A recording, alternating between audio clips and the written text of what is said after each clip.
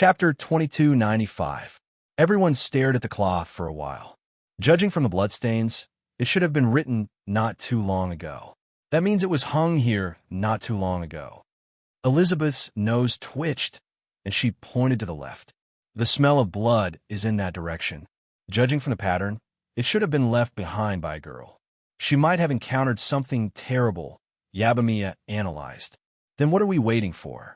Let's go find the bad guys and save Missy. Amy had already taken out her foldable chair and was eager to try. Let's spread out and look around. This island is so small, so it should be easy to find them. Hopefully, we can make it in time. Meg nodded. Mia, let's scout from the sky. Elizabeth said to Mia.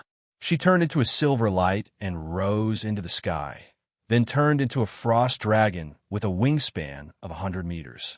Oh, okay. Yabamiya agreed. He also turned into a golden light and turned into a golden dragon in high spirits. He also rose into the sky and followed Elizabeth to the left. Mia, bring me along. Barbara called out. She turned into a ray of light and appeared on Yabamiya's back. Anna, follow me. We'll walk through the dense forest. Shirley held Anna's little hand, turned into a shadow, and disappeared into the dense forest. This is my favorite private garden. How dare these people treat it as a crime scene? Damn it. Angela disappeared angrily. Gina, you and Jane, Phyllis, and the children stay on the boat. If the bad guys come, flip their boat over. Don't let them escape, Meg said to Gina. Okay. Gina nodded. She waved her hand and flipped the boat over. Meg's mouth twitched. This was really precautionary. Chawil's expression was also very lively. She finally felt the powerful strength of the people in the restaurant. It seemed that everyone was far stronger than her. Father, let's hurry and set off as well. Otherwise, we might not even see the bad guy, Amy urged. This way. Sivir had already taken out her boomerang and was about to lead the way into the forest. No, let's go this way. Mag grabbed her hand and walked to the right. Didn't Sister Elizabeth say that the smell of blood was coming from that direction? Amy asked in confusion. Chawil looked at him in confusion. Although the earth here is not round, this island is round. Even if she ran from the left at the beginning, we might be closer to her if we walk from the right, Meg said with a smile. He had already sensed the approximate location of the target on the small island. In the depths of the forest, 2 abyssal demons and 2 minotaur demons smirked as they smacked away the trees that blocked their way. In front of them, 2 disheveled figures were running for their lives in the forest. They were 2 young and beautiful elves. One of them had an injury on her leg, so it was obviously difficult for her to move. The other elf was supporting her as they flew, while casting water magic behind them in an attempt to stop the demons from approaching. However, she was not very powerful. The 5th-tier magic was easily scattered and could not cause any substantial damage to the demons. Her aura was rapidly weakening as she continued to cast spells and drag a friend along with her. Irina is in the limelight. Will we be fine if we attack elves? What are you afraid of? There's not even a ghost here. We're done for. Just chop them up and feed them to the fish. Do you think Irina can ask them who did it from the fish's stomach? What a pity. Such beautiful elves. If it were in the past, we would have raised them and played with them slowly. Now, we can only play with them once. It's great to be able to play with them once. I haven't touched elves in so many years. They are so fucking fresh. The demons' sinister cackles drew closer and closer, and expressions of despair appeared on the faces of the 2 elves. They had been tricked into coming to this island in search of fruits. They had boarded the ship of these passionate demons, only to find that they had boarded a pirate ship. As soon as they set foot on the island, the demons revealed their true colors. These demons were far more powerful than them, and they were no match for them, nor were they able to shake them off. Don't worry about me, big sister. You go first. I'll stay behind to delay them. You can shake them off on your own. The injured elf pulled her arm out of the other elf's grasp before giving her a shove, before falling heavily onto the ground. She lay sprawled on the ground, holding on her wand while enduring the pain of her injuries. She began to chant a spell. A series of vines grew out of the ground before binding themselves around the 4 demons. However, She was far too weak. The vines that grew out of the ground were like tiny blades of grass in the face of the four demons. They were torn apart at the slightest touch and didn't even have any effect. The elf that had been shoved aside didn't try to escape on her own. Instead, she used the last of her magic power to conjure up a wall of water in front of them. She turned around and helped the other elf to her feet as she said in a resigned voice, "Idiot, this is an isolated island. Where can I run to? Don't be scared, big sister will stay with you. I won't let these filthy and disgusting bastards defile you." A water arrow slowly materialized in front of her, but on this occasion, the arrow was aimed directly at them. The two of them were standing in front of one another, so the arrow would be able to pierce through their hearts. "You want to die? Not so fast." A burst of mocking laughter erupted as the water barrier was shattered by a punch. A burly black hand reached out from within the water barrier and crushed the water arrow before lashing out with a palm, sending the two elves flying. They crashed into a tree before falling powerlessly to the ground. The four demons surrounded them with sinister smiles on their faces as they looked at the immobilized elves on the ground with lecherous expressions in their eyes. "Elder sister."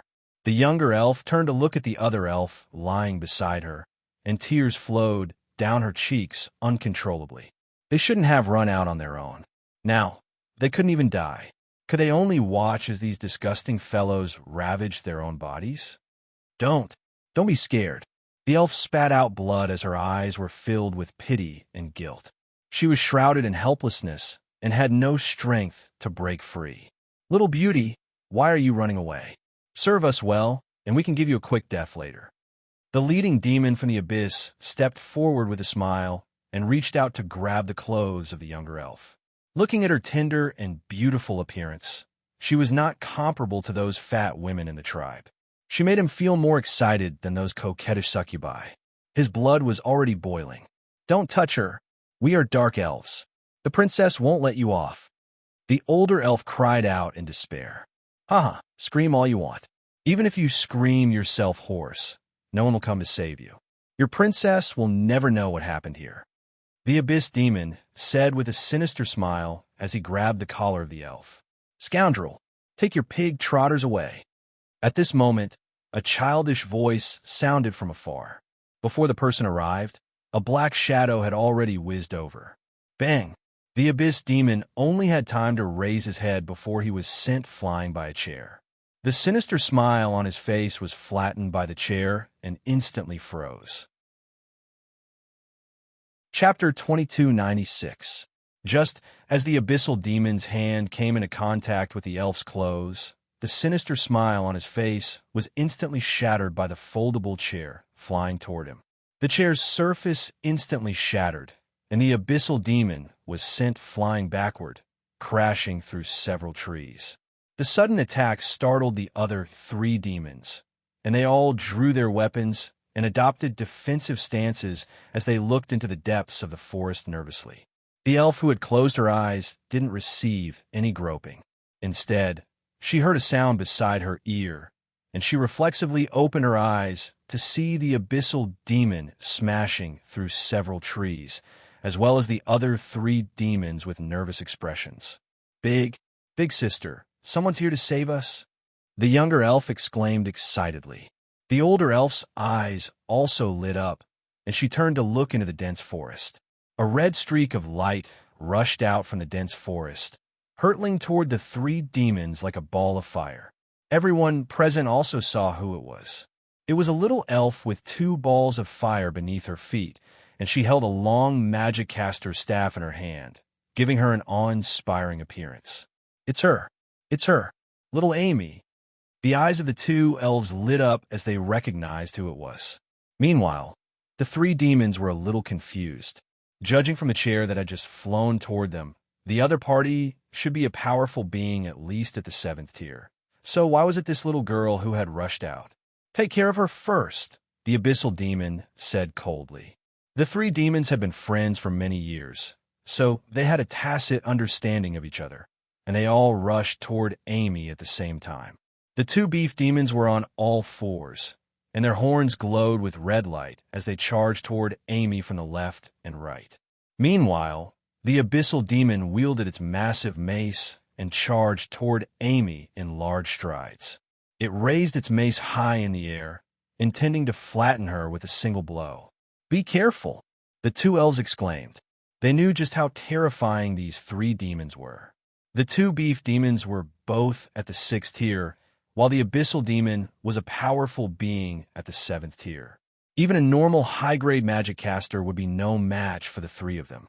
The abyssal demon that had been sent flying also stood up with the help of a tree.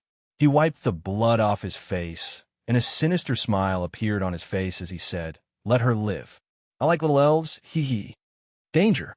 Will, who was following closely behind Amy, was equally shocked when he saw this scene. He swung the boomerang in his hand with all his might, and it turned into a beautiful arc as it flew towards the abyssal demon. Meg, who was at the back of the group, was watching the scene calmly. What was this? It was just 1 level 7 and 2 level SIXS. Amy could easily crush them a few months ago. However, it was unknown when he had pinched a withered branch in his hand, which was casually hanging by his side. The two bulls charged towards Amy, causing the ground to shake and the trees to break as their momentum surged. When Amy saw this scene, she slowed down a bit. Just as the two bulls were about to crash into Amy, she nimbly flew 3 meters into the air. At the same time, the solid ground beneath the two bulls instantly turned into ice. The two Minotaur demons were terrified. They couldn't turn around or stop. Bang! The two bulls crashed into each other with a dull thud. Then, they fell straight to the ground and fainted. On the other side, the abyssal demon had also arrived with a mace in his hand. He raised the mace high, leaped high, and smashed it down on Amy's head. However, before his mace could land, a red light flashed under Amy's feet. Her petite figure had already circled around his arm, and she suddenly raised her magic caster's staff from bottom to top. Crack! It was the sound of his balls breaking. Accompanied by a tragic cry of pain, the abyssal demon fell from the air while clutching his crotch.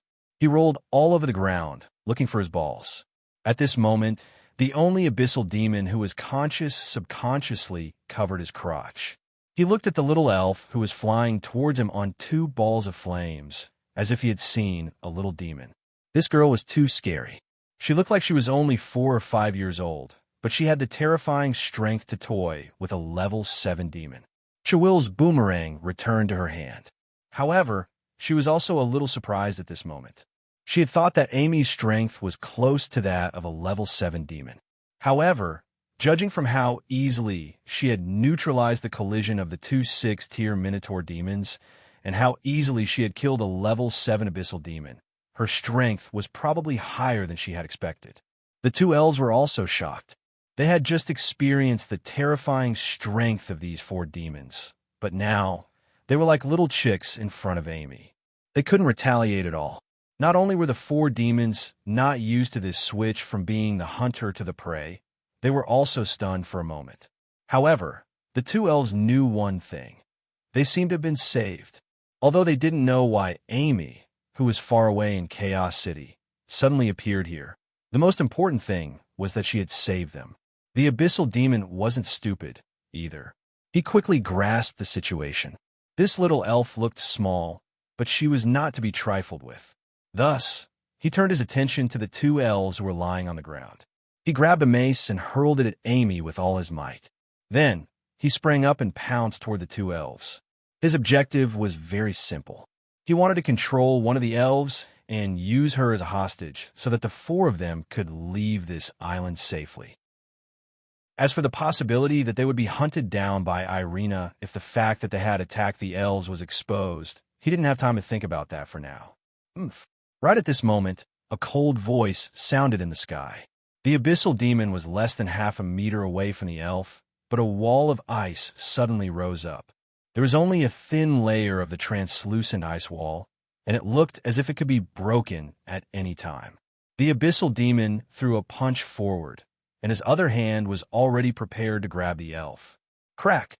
This was the sound of bones breaking.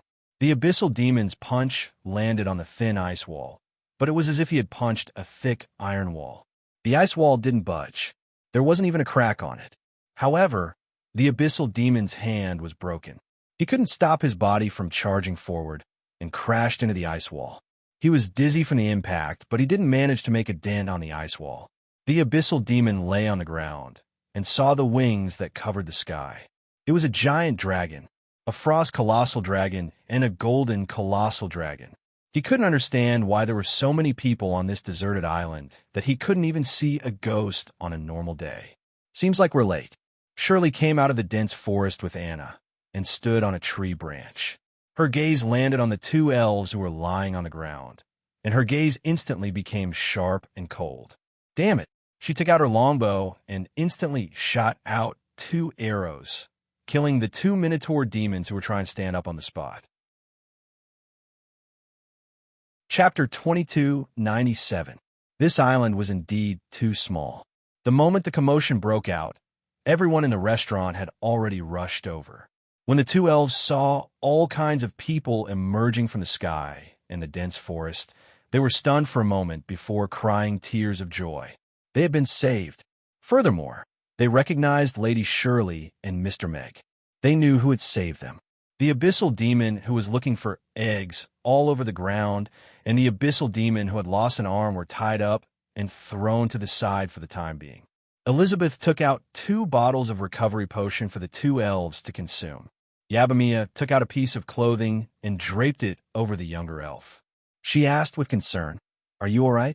The 2 elves consumed the high-grade recovery potion, and their injuries immediately recovered by more than half. The 2 of them hurriedly stood up and bowed to everyone. They gratefully said, "Thank you. Thank you for saving us. I've seen you before. You are night elves. Why are you here?" Shirley asked the 2 of them. "Lady Shirley, I'm Shay. This is my younger sister, Innie. We followed Lady Ashley to the Demon Islands to search for fruits. This morning, we asked the local demons at the dock for information. These 4 demons." The older elf recounted the story of how the 2 little white rabbits believed the demon's flowery words and stepped into the trap step by step. They were almost humiliated and lost their lives. Looks like Irina needs to be properly educated to prevent deception. This little elf girl is too naive and sweet. She's too easy to deceive. Meg stroked his chin and pondered in his heart. However, their appearance here was still related to him. After all, he was the one who suggested Ashley to come to the Demon Islands to search for fruits to add to their slimming potion. The direction was right. It was just that they had coincidentally encountered bad guys. After hearing the 2 elves' account, the young lady was filled with righteous indignation. She immediately became hostile toward the remaining 2 abyssal demons. "Don't kill us. We are from the abyssal demons. My father is the 6th elder. If you kill us, my father won't let you off," the hunched abyssal demon said in a trembling voice. His heart was filled with fear.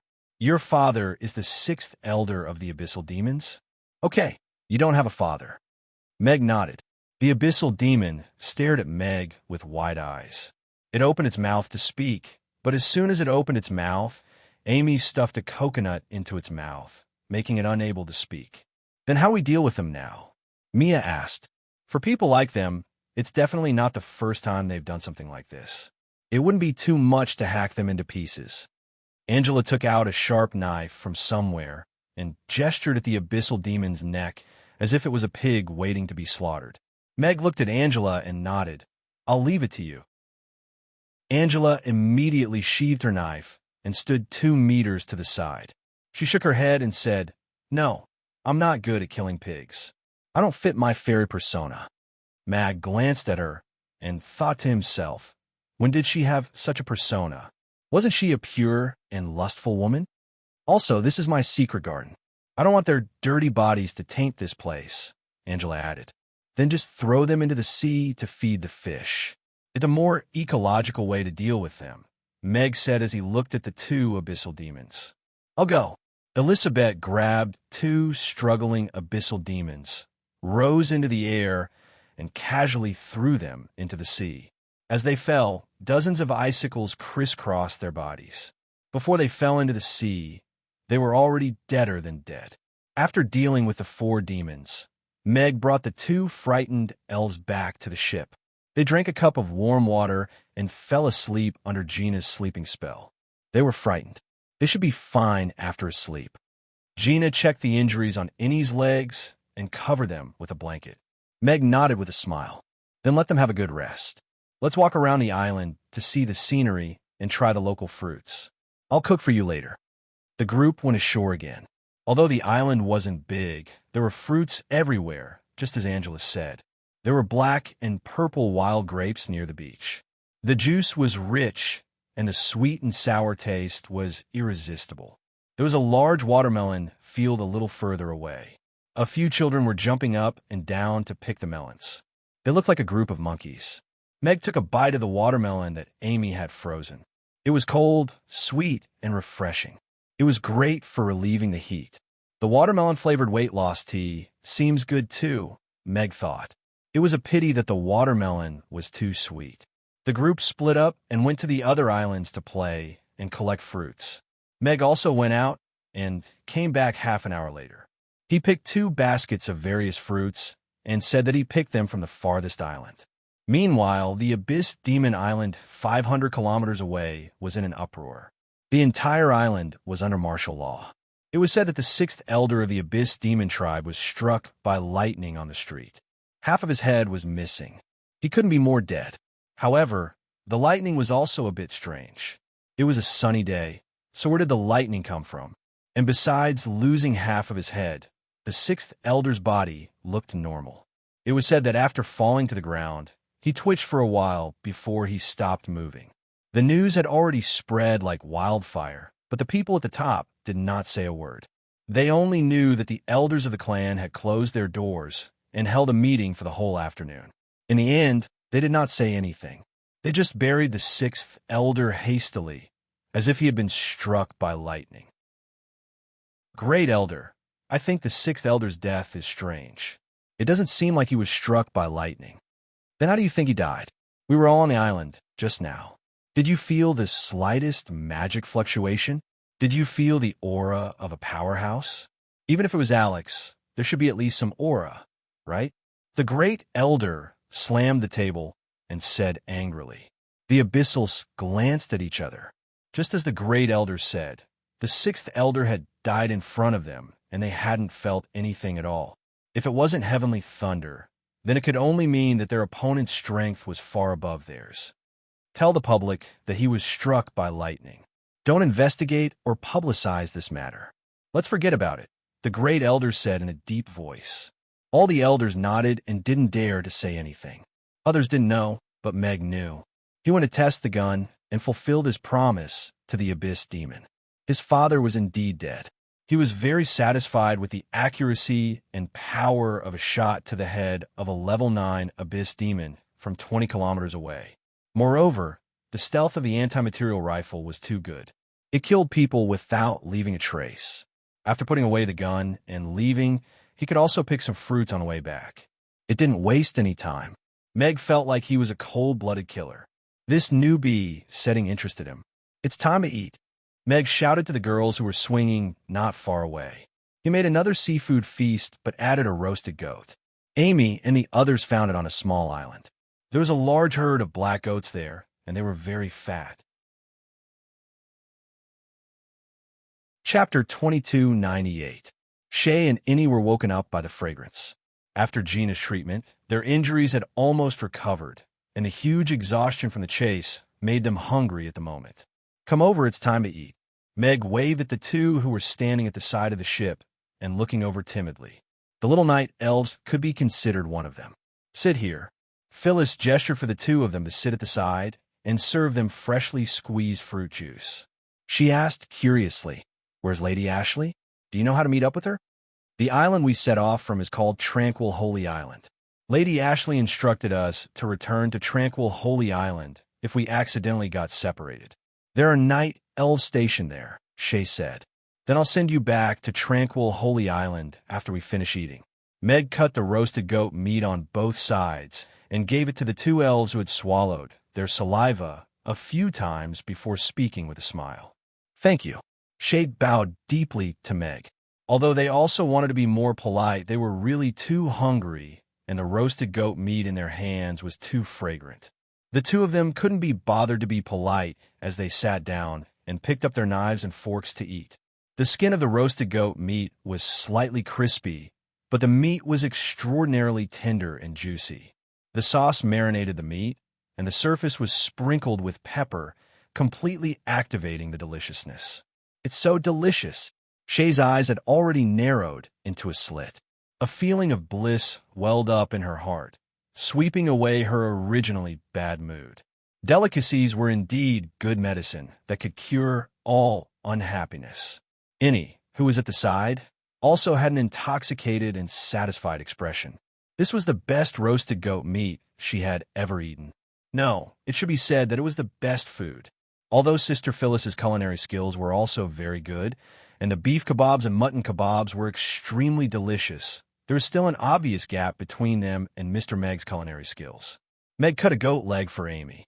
The little one had painstakingly caught the goat, so of course he had to reward her with a big goat leg. Amy hugged the goat leg and ran to the side. She didn't use a knife to cut it, and just hugged and gnawed on it directly. His small teeth were as sharp as knives, directly biting a small hole in the leg of lamb. He chewed happily. The whole goat was quickly divided up, and everyone was given a large piece of mutton. Meg got a palm-sized lamb chop for himself. He used the fathead fish to divide the lamb chop into long strips, and then grabbed and gnawed on them. This was a goat that had just reached adulthood. It was not small, but its meat was very fresh and tender. When roasting it, he only brushed oil on it once.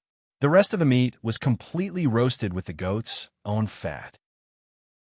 What was even more interesting was that this goat had grown up eating hawthorn fruits. The meat had a faint fragrance of hawthorn, and the flavor was particularly unique. The flavor of the sauce was actually relatively light, so the aroma of the goat meat itself was more prominent.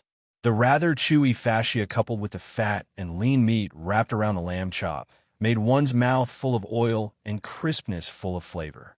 "Let's catch a few more goats and bring them back. We can treat them as local specialties," Meg suggested. "All right, I'll go catch some later. I want to eat roasted lamb." Amy was the first to agree. Everyone else also nodded in agreement. Lamb was very cute, but roasted lamb was really delicious. The sumptuous banquet did not end until the moon fell. Meg carried a basket of all kinds of fruits to Shay and said, "These are all the fruits that can be picked from the nearby islands. You can take them back. Perhaps they'll be of help to your mission." "Thank you." Shay and Innie bowed gratefully and carefully received the large basket of fruits. They had come to the island to look for new fruits. They had gotten lost and were almost humiliated and killed here, but they did not expect to complete their mission by accident. "Get on the ship. We'll send you back to Enrich Island first, and then we'll go home." The ship that carried Shay and the others sank to the bottom of the sea. Meg's ship also sailed away from the island. About half an hour later, the ship docked at the harbor of Enrich Island. Shay and Innie carried the fruit basket and got off the ship. They stood on the shore and waved at Meg and the others. "Go back. Be careful." Meg waved and steered the ship away. "Shay, Innie, why are you here?" Before Shay and Innie could turn around, an anxious voice had already sounded behind them. The two elves turned around and looked at Ashley and the others.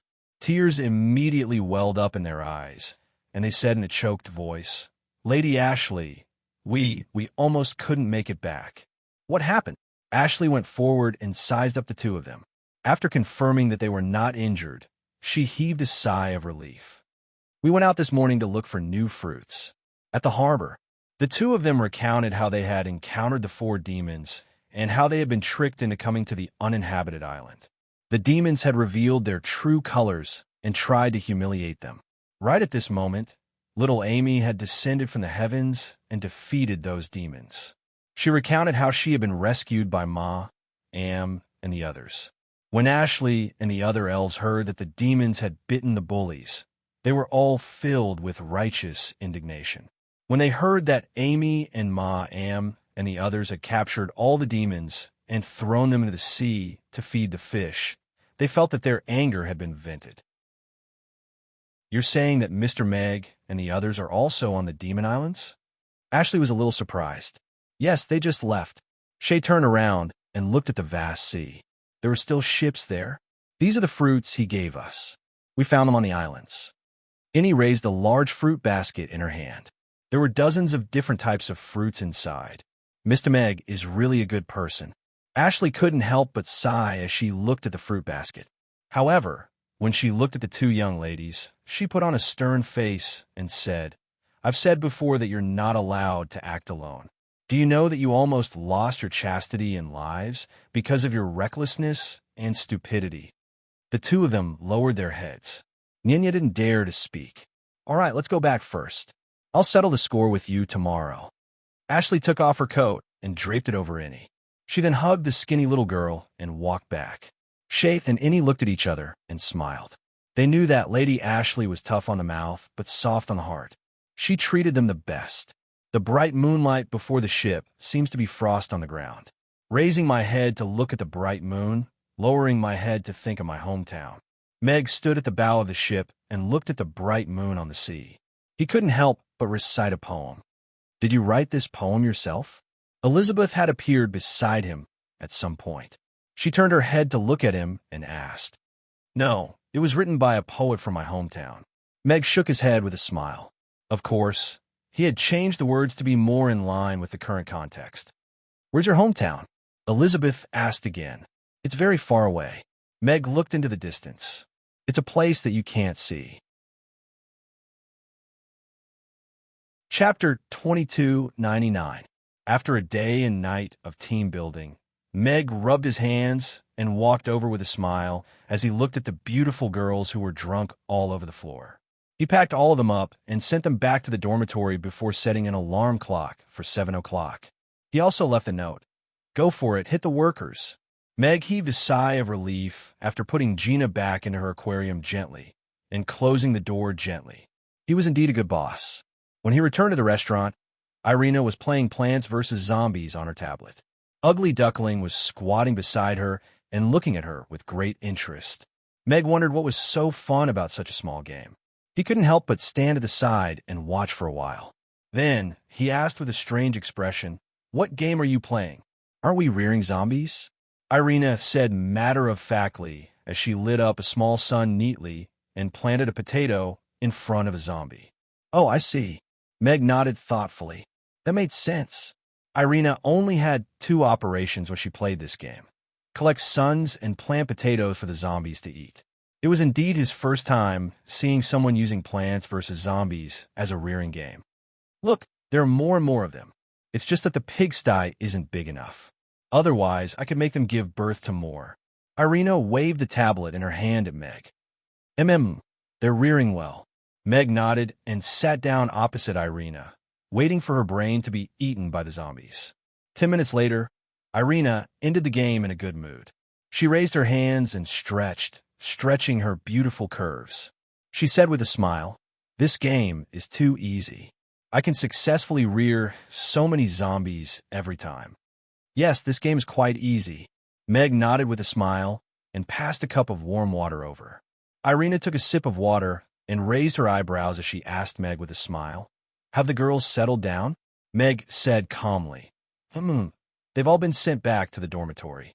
I even set an alarm clock for them to go to work. TSK, what a ruthless capitalist. Irina rolled her eyes. You can have fun, but you can't be late for work. That's the basic principle, Meg said seriously. Isn't Hope School starting tomorrow? Are you not going to attend the start of term ceremony? Irina asked. Meg slapped his head. If you didn't mention it, I would have forgotten about it. Let's close the school for the day. As a part-time teacher, I have to attend such an important event. Luna had told him about Hope School's opening ceremony before, and she had even invited him and Gloria to attend it. Of course, Meg couldn't refuse such a thing. He would definitely be there tomorrow morning. By the way, we met two young night elves on an island today, and they almost fell into the claws of a few demons, Meg said to Irina. There are still demons who dare to lay their hands on night elves? Irina's expression turned cold. Meg briefly recounted what had happened today to Irina and said with a smile, They were lucky to have met us this time, but they might not be so lucky next time. I think night elves still need to undergo professional training to prevent scams. Many elves have stayed in the wind forest for too long, so they don't know how dangerous the world is. I'll discuss this with Ashley. Irina nodded. She felt that Meg's suggestion wasn't unreasonable, but she still looked at him and asked, "What about the sixth elder of the Abyss Demon Tribe? I want to test the gun. The accuracy is pretty good." "One shot to the head," Meg said with a smile. Rodu, Fepiter Manor. "Father, the Carlet family came to discuss the marriage alliance again yesterday. Do you think it's time to let Luna come back?" Derek asked the old man who was reading beside the stove. "A few days ago, Luna wrote me a letter saying that Hope School is about to be completed. The children should be starting school in a few days," Byron Field said calmly without raising his head. "As you know, this marriage has already been decided a long time ago. The Carlet family is quite influential in the royal court. Our family is already on the decline. If we can't rely on the Carlet family, I'm afraid that we will fall in a few generations," Derek said with a serious expression. Byron put down the book in his hand and slowly raised his head to look at his son with a hint of disappointment and mockery. Derek was feeling a little uncomfortable under Byron's intense gaze, but he still gritted his teeth as he said, "I know you've always doted on Luna, but she's already at the marriageable age. You can't let her do as she pleases. I watched Luna grow up, and everything she does is planned and targeted. She's never done anything stupid." Byron slammed the table, and his voice suddenly became cold and stern as he said, "But you, as her father, don't want to improve yourself. Instead, you want to use your daughter's marriage to exchange for a bright future and glory for the family. How dare you come here and say something like this to me?" Derek's expression changed drastically, and he lowered his head. Nyanya didn't dare to say anything. "Luna is teaching in Chaos City, and she's nurtured so many children. Now, she's even established Hope School and recruited 3,000 students from poor families. She's doing so much good, and you want her to come back and marry that good-for-nothing from the Carlet family?" Byron looked at Derek coldly and said, "You want a bright future for a spineless father like you." "Father, I'm doing this for the future of our family. Shut up." Byron interrupted Derek's words with a cold voice, exasperatedly saying, "If the Febit family is going to fall to a lowly level where they have to rely on women to marry for their future, then it's only natural that they fall. What's the point of maintaining this false prosperity? Then what about the Carlet family? Reject them. Tell them that Luna's marriage is her own decision, and no one has the right to interfere," Byron said in a firm voice. Derek looked at Byron and heaved an internal sigh as he said, "Yes." This was the first time in many years that he had seen his father so angry, and his words were so harsh. "Also, I've already applied for leave. I'm going to Chaos City tomorrow morning to witness Luna's Hope School opening ceremony," Byron added. "I'll make the arrangements right away." Derek extended a curtsy before hurrying out of the room. There was clearly no room for negotiation, and Derek was beginning to have a headache about how to negotiate with the Carlet family about the annulment of the engagement. Originally, the Carlet family had already promised him that as long as the two families became in-laws, he would be able to take on the position of assistant finance minister after the marriage. Now, what he needed to consider was how to appease the Carlet family and maintain his current position. Sigh. A grown woman can't be kept at home. If I had known this would happen, I wouldn't have let her go to Chaos City. Derek heaved a forlorn sigh. Chapter 2300. Before Meg went to bed, he suddenly thought of another important matter. He had promised Gina that he would go to Lantis to investigate the sea god's ruins. What's wrong with my memory recently? Meg patted his head. He felt that the brain he was so proud of might have been eaten by Irina's zombies recently. Due to the urgency of the situation, he had to go to the old site of Lantis with Gina, in addition to attending Hope Academy's opening ceremony tomorrow. He was still quite interested in the sea god's ruins. Hope Academy. The teacher's office was still brightly lit. "Principal, the last student has completed the registration. There are a total of 3,216 students, and all of them have completed their registration today. It's exactly the same as the previous statistics. Mary and Hilla carried a stack of documents into the office with smiles on their faces. Luna put the letter in her hand into the drawer and stood up with a smile. Thank you for your hard work. It's not hard at all. It's such a great achievement to be able to let so many children go to school. I don't feel tired at all. Hilla couldn't hide her tiredness, but her smile was still very contagious. Yes, I wasn't sure before, but after seeing the parents and children who came to register today, I realized that their situation was more difficult than I expected. It's really great to be able to let them go to school and learn. Mary nodded. She was deeply touched by today's experience. Luna looked at the two of them with a smile. They were both young ladies, and their drive was exactly the same as when she first came to Chaos Academy. She nodded and said, "Leave the documents there. Go back and rest first. You still have to prepare for the opening ceremony tomorrow morning." "All right. Principal, you should go back and rest early too. You're much more tired than us." Hilla put the documents down and left with Mary arm in arm. They were even discussing if they should go to Manna Hot Pot restaurant for supper when they went out. Luna put the documents back into the bookcase and sat down again. She pulled open the drawer and looked at the letter from Rodu silently for a while. She reached out to tear the letter into pieces and threw it into the rubbish bin.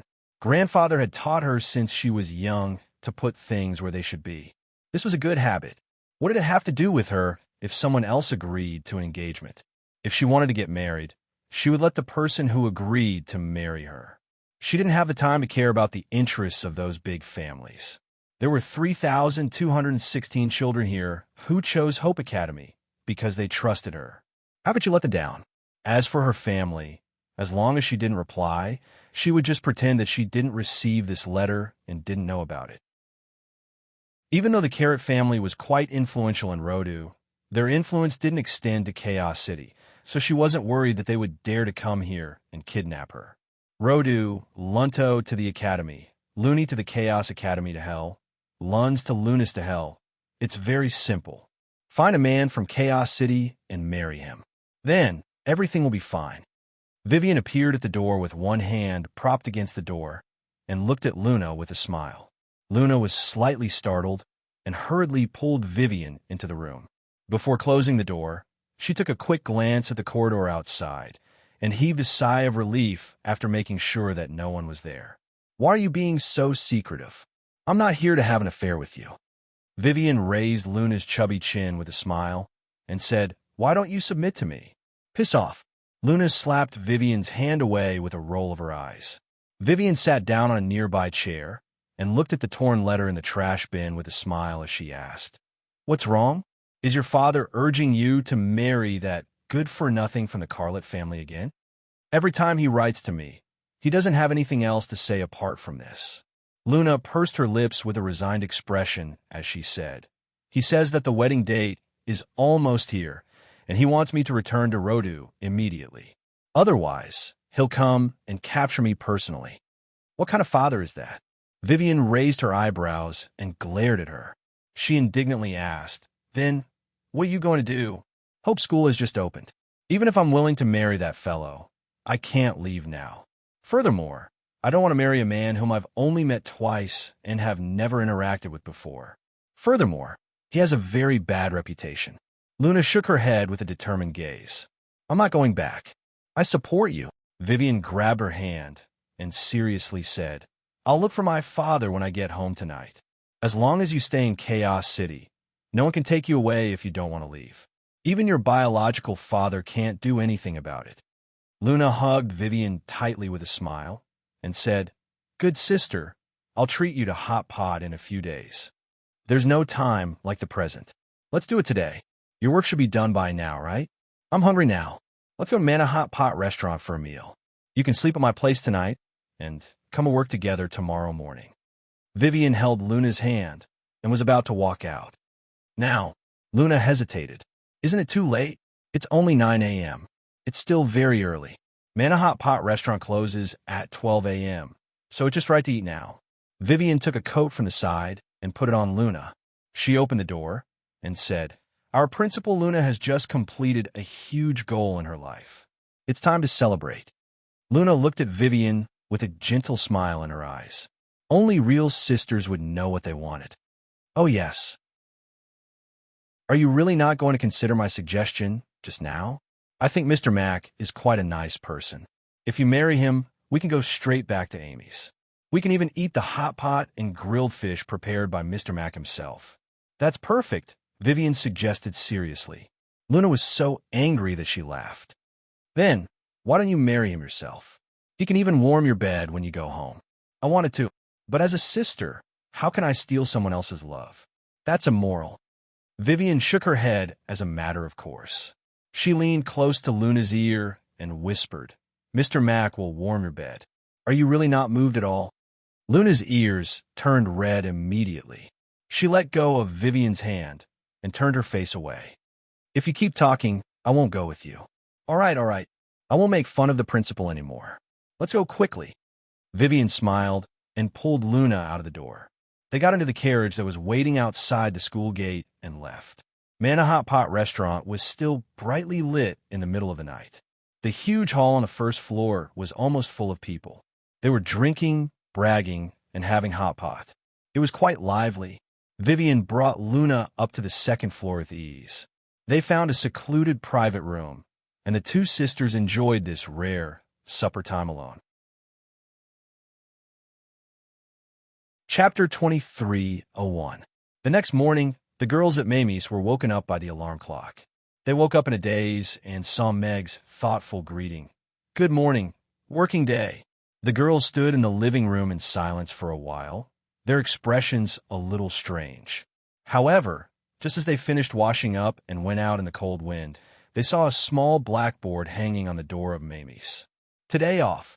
Everyone. This. Did Boss write it yesterday and forget to take it down? Mia frowned. But Boss never hangs a blackboard on a day off. Phyllis shook her head. But he just took a day off yesterday. Why is he taking a day off today? Gina asked curiously. Before they could mutter the truth, the door of the restaurant opened. Meg stood at the door and said with a smile, Since you're all here, come in and have breakfast. I forgot to inform you yesterday that Hope School is starting today.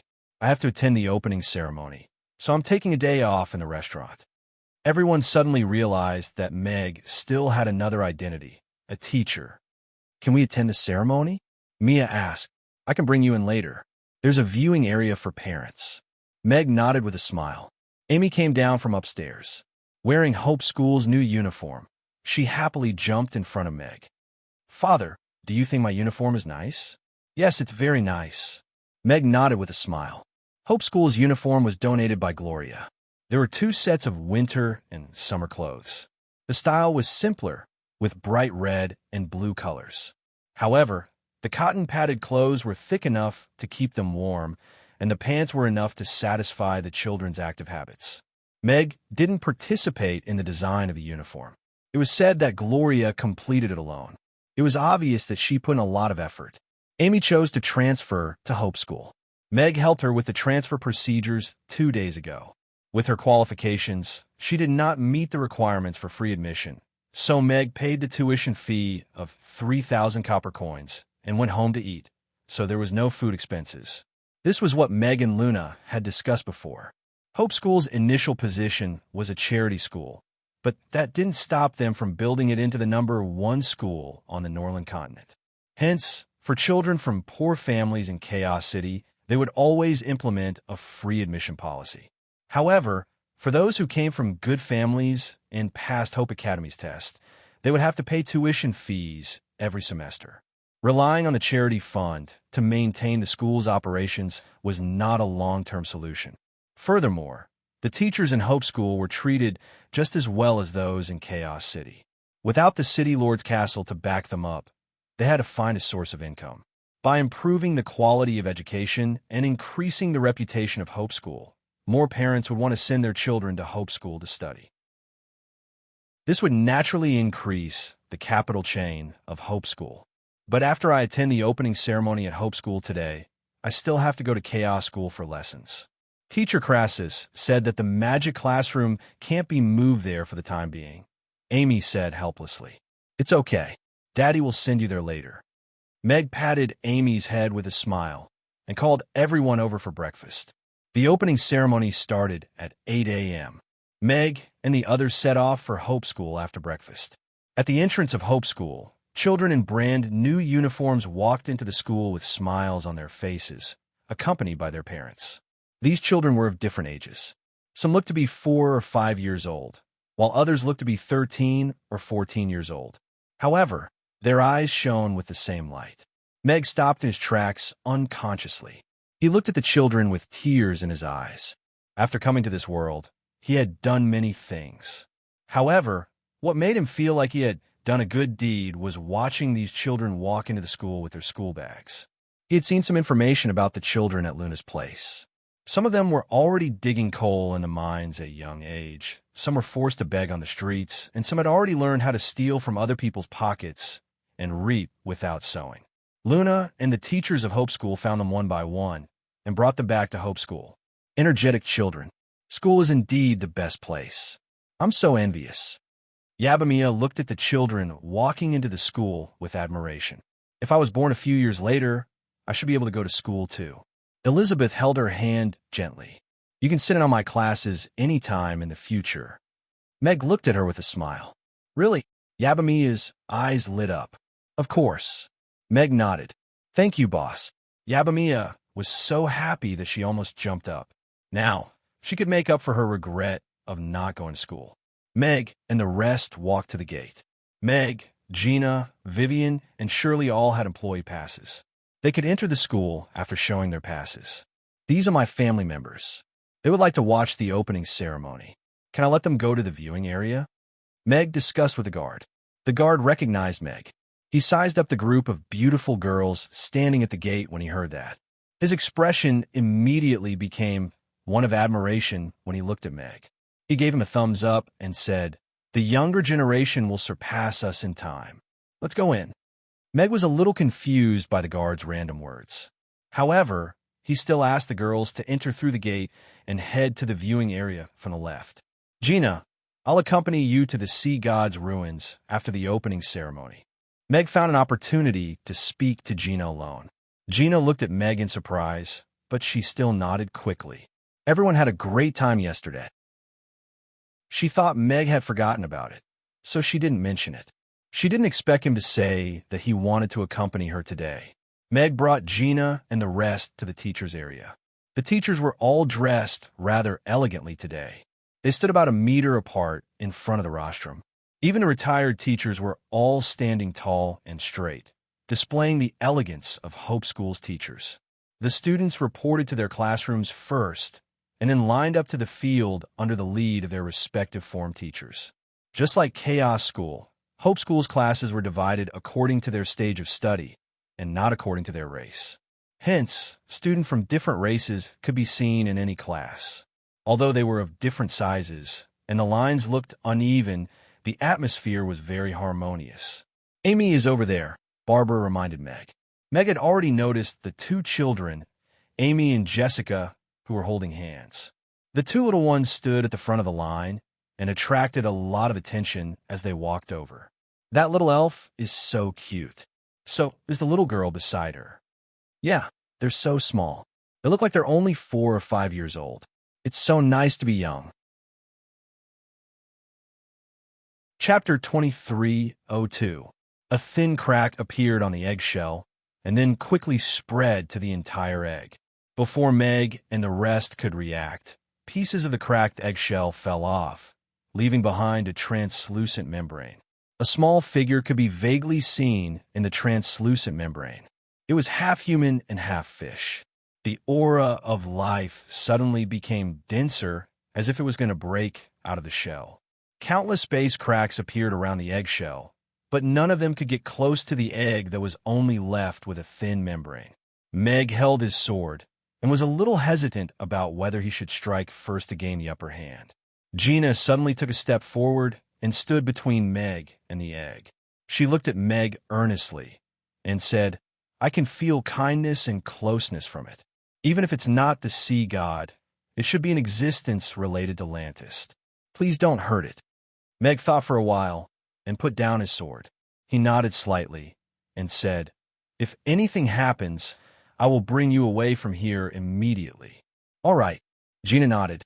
Right at this moment, the crystal ball in Gina's hand suddenly shone brightly and flew towards the egg out of Gina's control. Gina looked at this scene nervously. The sea god's pearl had never acted like this before. At least, in the records of Lantis, there had never been any mysterious giant egg. What exactly was this mysterious giant egg that appeared in the sea god's ruins? What was its relationship with the sea god and Lantis? Why did it cause the sea god's pearl to act strangely?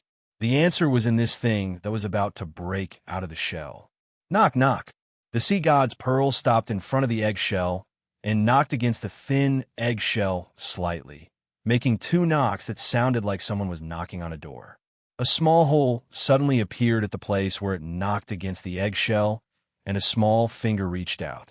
That was a white, tender, and short finger. It poked at the air, and then made a circle before swiping downwards. Slash! The thin eggshell was easily sliced open like a piece of paper. The eggshell split into two and fell to the sides. A little mermaid stumbled out of the eggshell. Yes, it was an extremely small mermaid. It looked like it was only 2 years old. It had a beautiful blue tail and slightly curly blue hair. Its facial features were delicate and cute. Its eyes were half closed, and it was swaying. It tried to use its two fins to stabilize itself, but it could not control its body. It was like a little chick that had just come out of its eggshell. Oh my God, she's so cute. Gina looked at the little mermaid in surprise. She had never expected that a little mermaid would emerge from the eggshell and that she would be so cute. The little mermaid opened her eyes as if she had heard the sound. Her gaze landed on Gina. It was a pair of clear and bright blue eyes. They were like the deep blue ocean, and there was light shining there. Mother, the little mermaid let out a muffled voice as she stumbled toward Gina. Gina opened her arms instinctively, took 2 steps forward, and hugged her. The little fellow raised his fair little hands and cupped her face. His little mouth pouted as he planted a kiss on her cheek. Then, he let out a giggle. System, what kind of species is this? Are mermaids born from eggs? Meg put away the Tian-Du sword. He did not sense any evil aura or evil intent from the little mermaid. The system was silent. Bang! At this moment, the sea god's pearl suddenly exploded and turned into a ray of blue light that surged toward Gina. Meg frowned slightly, but he took a step back in the end. He did not choose to draw his sword. The blue light engulfed Gina and turned into rays of materialized energy that surged into her body. Gina hugged the little mermaid with a dazed expression. She could feel the energy in her body increasing rapidly. Her understanding of the water element was also increasing at an unbelievable speed. 3 minutes later, the blue light disappeared. A blue trident mark appeared between Gina's brows, but quickly faded and disappeared. As the mark disappeared, Gina's aura also climbed to the pinnacle of level 10 in an instant. Me? Gina was in disbelief. She had only broken through to the 9th tier less than a year ago. How did she suddenly become a 10th tier powerhouse? Furthermore, some powerful magic spells appeared in her mind. They were not the magic that she inherited from Lantis. They were the more powerful kind. Is this the sea god's gift? Meg looked at the little mermaid in Gina's arms thoughtfully. He had some guesses in his heart. Mother, mother, mother. The little mermaid called out happily. She seemed to have become even closer and more fond of Gina. Gina looked at the child in her arms embarrassedly and explained, I'm not your. Meg took a step forward and pressed his hand on her shoulder gently. He shook his head slightly and said, let's take this child away. Gina was deep in thought after hearing that. Although this little fellow looked smart, she was still a newborn. Obviously, they could not leave her in these dangerous ruins. If they brought her out of the sea god's ruins and back to Chaos City, she would definitely have to continue raising her. It would be troublesome if she did not have a proper identity. Looking at the little fellow's adorable appearance and the closeness that came from the bottom of her heart, she was also a little moved. There were only 2 mermaids on the Norland continent. Good girl. Gina smiled and kissed the little fellow's cheek. She pondered and said, then, Mother will give you a name. I'll call you Little Guai. Little Guai. Little Guai. Little Guy. The little fellow repeated softly with happiness written all over her little face. Little Guy? That's a random name. Meg raised his brow. However, looking at the little fellow's happy face, she was indeed quite obedient. Little Guy turned to look at Meg and raised her little hand as she called out, "Father, hug." And no, I'm not your father. This time, it was Meg's turn to be stunned. It would be fine if he was a single, outstanding young man. He could just be a father. However, he had a family now and 2 daughters. He could not just go out and be a father. Little Guy pouted and murmured aggrievedly, "If you don't hug, little Guy will cry." Tears were already rolling in the little fellow's big, watery eyes. She was about to cry. Her white, chubby, and short arms were raised to ask for a hug, and that made Meg break down instantly. I can't take it anymore. Okay. Hug. Meg took the little fellow from Gina's arms helplessly and put on the little dress that the system had just sent to the little fellow. Meg was not too surprised that the little fellow could speak as soon as she broke out of her shell. After all, in comparison, it was obviously more miraculous to let a 9th-tier magic caster become a 10th-tier magic caster instantly. If this little fellow was the reincarnation of the sea god, then everything would make sense. Daddy's restaurant in the alternate world will continue to be updated in the handwriting bar. Chapter 2303. 10 minutes later, Gina turned in Meg's direction. She patted the submarine and said, "Boss, the ruins are in this direction. Let's go." You lead the way." Meg nodded. He steered the submarine and followed behind Gina, who had transformed into a mermaid. They moved along the bottom of the sea and finally stopped at the edge of the ruins of Atlantis. Meg sized up the surroundings. The sea was empty and there was nothing special on the ground. This was the so-called entrance to the sea god's ruins. Meg got used to the sudden increase in pressure after coming out of the submarine. His bones made a few cracking sounds as he resisted the pressure forcefully. Other than special times, only the sea god's pearl can make the entrance to the sea god's ruins appear. Hence, the people in the underground city shouldn't have discovered it. Gina's voice sounded as the sea god's pearl appeared in her palm. A dash of blue light lit up. There seemed to be a mermaid's shadow spinning and dancing in the sea god's pearl. The bottom of the sea trembled slightly, and a glittering golden door suddenly appeared in the water in front of them. It was a 10-meter-tall golden door with an ancient design. There were countless mysterious words carved on it, and there were 2 mermaid guardians holding golden harpoons on the left and right sides. Mag finally understood why Rankster viewed the sea god as his religion. After all, the mermaids looked like the left and right guardians on this door, guarding this door of the ruins. Gina tilted her head to look at Meg and said, "Boss, I haven't entered the sea god's ruins before. I don't know if it will reject you." "Don't worry. It's just an ancient ruin. The older something is, the more powerful it is. This has always been a strange theory." Meg shook his head with a smile. He only believed that the older something was, the more powerful it was. For example, the Great Old Ones. Even the Great Old Ones had become more powerful through the development of technology. Gina nodded and slowly pushed the sea god's pearl in her hand forward. The sea god's pearl emitted a dazzling blue light and landed in a small hole in the middle of the golden door. It was like a key that was perfectly inserted. The closed golden door opened inward slowly and revealed a mysterious entrance that was as black as ink. Meg glanced at it. His divine sense was like a clay ox entering the sea. He couldn't see what was behind the door. "Come, let's go in and take a look." Meg grabbed Gina's hand and stepped into that mysterious space. A blue light flashed, and Mag grabbed Gina with one hand and the Tion Dew sword with the other. After a short moment's discomfort, they realized they were standing on top of an altar. This was not the bottom of the sea, but the sky was exceptionally pale. There were no clouds or sun, only whiteness. It was like a uniformly painted white canvas covering the sky. There was no other color.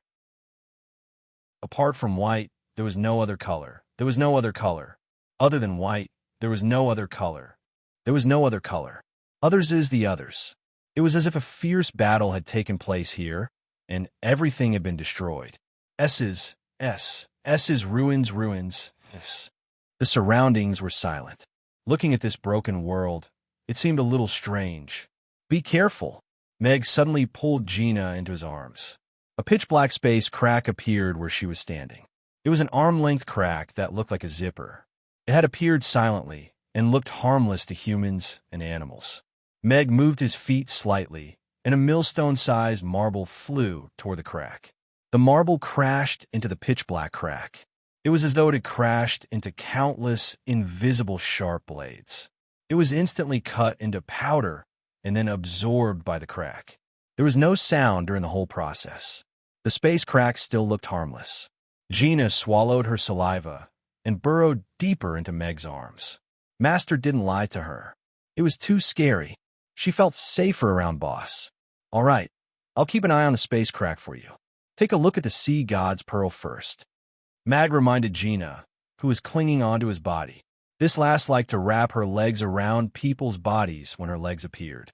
Oh, Gina stood properly again and took out the sea god's pearl that had returned to her. After entering the sea god's ruins, the blue light spot in the sea god's pearl became brighter. A small arrow appeared in the crystal ball, and it seemed to be guiding them. Since there's a guide, let's go and see what it is. Meg hugged Gina's waist with one hand and ran forward with the navigation. The interior of the sea god's ruins was very spacious. Meg and the rest left the altar through which they were teleported. They passed through a large stretch of ruins and avoided countless space cracks that suddenly appeared. Finally, they stopped at a place that looked like an arena. The arena was paved with white marble, and there were pits of various sizes everywhere. However, from the scale of the arena, Meg could still feel the power of the person who had once controlled this place. Gina's mouth was also slightly agape. She looked at the huge arena in front of her in shock. The blue light spot was no longer moving, and the arrow had disappeared. This meant that they had reached the location that the sea god's pearl wanted them to reach. What's that? Meg lifted his long sword and pointed at a blue egg on the high platform in the middle of the arena.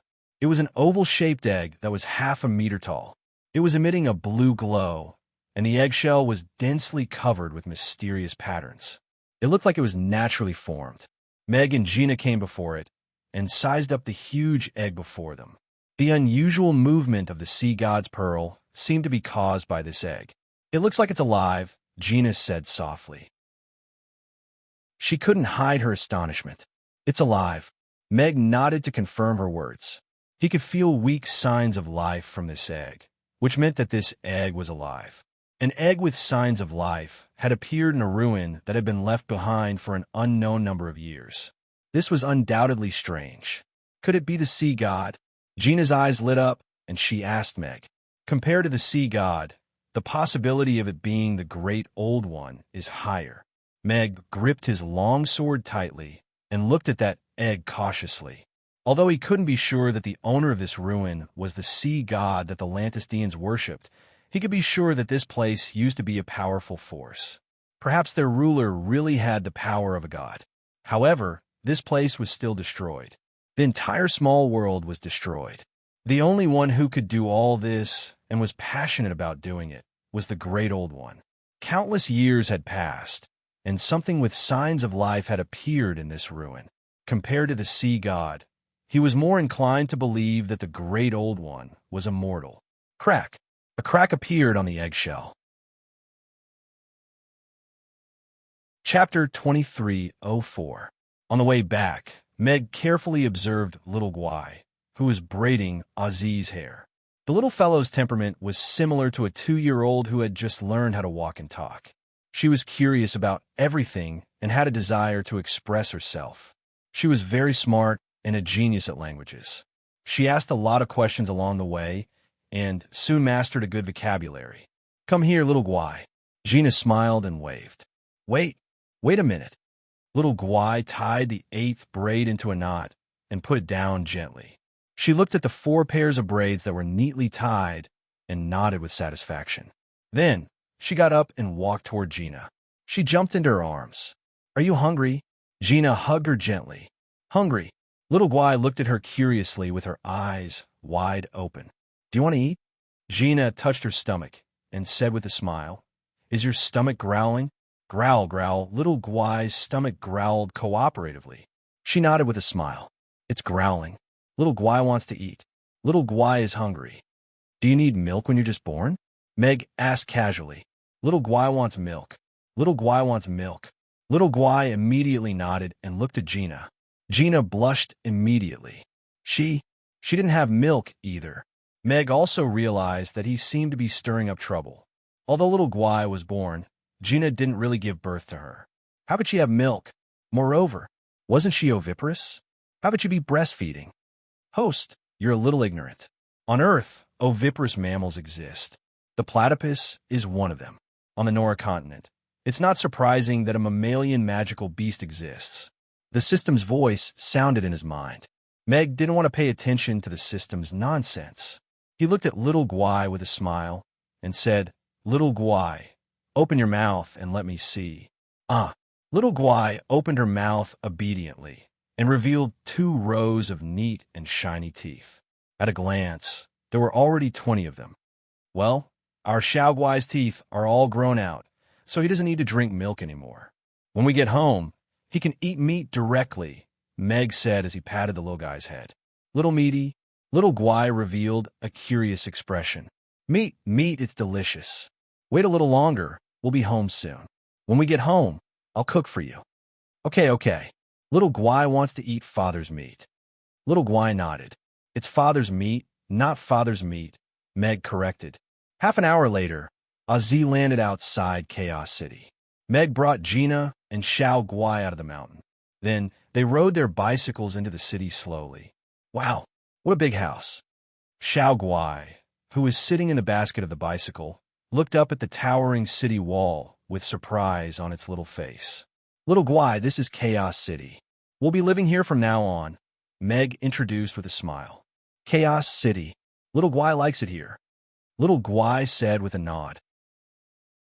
After passing through the city gate, Meg introduced everything that they saw along the way to Little Guai. He said a lot, and Little Guai listened attentively. Occasionally, he would ask 1 or 2 interesting questions. Gina sat in the back seat of the bicycle and put her arm around Meg's waist gently. She was in a wonderful mood. Is this the feeling of a family? Gina thought to herself as she blushed. However, when she thought about how she was going to explain to everyone when they got back to the restaurant, she blushed even more. We're home. Meg supported the bicycle with his long legs. He pointed at the signboard on the door and said, Look, Little Guai, this is our home, Mamie's. Mamie, restaurant. Little Guai repeated after him. Then he happily said, Our home is so nice. It's much nicer than their home. You have good taste. Come, let's go home. Meg alighted and carried Little Guai out of the bicycle basket. Let me carry him. Gina went forward to take the child. Meg parked the bicycle at the door and went to open the door to go in. Little Guai placed one hand on Gina's shoulder and looked around the restaurant curiously. Meow, ugly duckling, who was lying on the counter and taking a nap, stretched. It opened its eyes in a daze and meowed. Meow, meow. Little Guai's gaze landed on Ugly Duckling immediately. Ugly Duckling seemed to have been stared at by something scary. It stood up all over and stared at Little Guai in Gina's arms. It took 2 steps back and fell off the counter with a plop. Stupid meow, Little Guai giggled. Meg and Gina couldn't help but laugh when they saw that. Ugly Duckling poked half of its head out from behind the counter and used one eye to observe secretly. Ugly Duckling has always been fearless. It even dared to take a nap in front of a 10th-tier powerhouse. Now, it has met its nemesis, Meg said with a smile. Mother, I want to go down. I want to play with Little Meow, Little Guai said. Go on. Be careful. Don't scare it. It's little Amy's pet. Gina put Little Guai down with a smile. Little Meow, come out and play with me. Little Guai ran to the counter with its short legs as soon as it landed. Meow. Ugly Duckling darted out from under the counter instantly. It climbed up the beam in 3 steps, leaped onto the roof, and vaulted over the wall. It reached the pillar at the top right corner of the restaurant in a second, and laid down on its stomach as it looked at little Gwai warily. Meg was a little shocked. Ugly Duckling's speed was no longer as lazy as it usually was. Its speed was comparable to that of a 5th-tier magic beast. Little Gwai looked around before finding Ugly Duckling, who was squatting on a high spot. It put its hands on its waist and pouted. Little Meow, come down. Be good. Ugly Duckling retracted its head and hid directly. It didn't look like it was going to come down at all. Meg looked at the clock on the wall. It was 4 in the afternoon. Shit, I forgot to fetch Amy. Meg slapped his thigh and turned to go out. Father, I'm back. Before Meg could go out, Amy had already pushed open the door with her little school bag and came in with a bounce. Little Gwai turned around, and its big blue eyes lit up when it saw Amy, who had just jumped in. Amy also noticed little Gwai, who was standing in the middle of the restaurant. Her little face was shocked at first, but it quickly turned into a pleasant surprise. Her blue eyes curved slightly as she looked up at Meg and asked, Father, whose cutie is this? Meg smiled and said, Ours. This is little Gwai. Ours? Little Gwai? This cute little sister is really ours? Amy's mouth was slightly agape with a look of disbelief. This is too awesome. I have a little sister too. Amy tossed her school bag onto the table beside her and ran over to little Gwai with her arms wide open. She picked up little Gwai, who was waiting to be hugged. Big sister. Little Gwai looked at Amy and called out in a mellow voice. In a chapter. Chapter 2305. So obedient. Amy agreed. She kissed little Cutie's tender cheeks and stroked her soft blue hair. She liked her even more. She had a sister now. It was her own sister. Such an obedient and adorable little sister would definitely be fun to play with. Meg looked at this scene with gratification. 2 adorable little fellows. What a loving scene. Meow. Ugly Duckling tilted its head and looked at this scene in bewilderment. Why is little mistress hugging that dangerous fellow? Stupid Meow Meow. Little Cutie looked up and pouted. Ugly Duckling, how did you get up there? Amy looked up at Ugly Duckling, who was squatting on the tall pillar with a hint of surprise. The round Ugly Duckling usually had trouble even climbing up the counter. How did it get up to the highest pillar in the restaurant? It was scared by little Cutie, Gina said with a smile. Amy's eyes lit up. I see. Then I'll get little Cutie to supervise Ugly Duckling's weight loss. The results will definitely be very good. Ugly Duckling. Ugly Duckling, come down. Amy waved her hand. Ugly Duckling stared at little Cutie warily for a while before slipping down the pillar unwillingly. It raised its tail and crawled to Amy's side as it meowed weakly. Little Cutie, this is Ugly Duckling. Amy put little Cutie down and hugged the chubby Ugly Duckling. Ugly Duckling?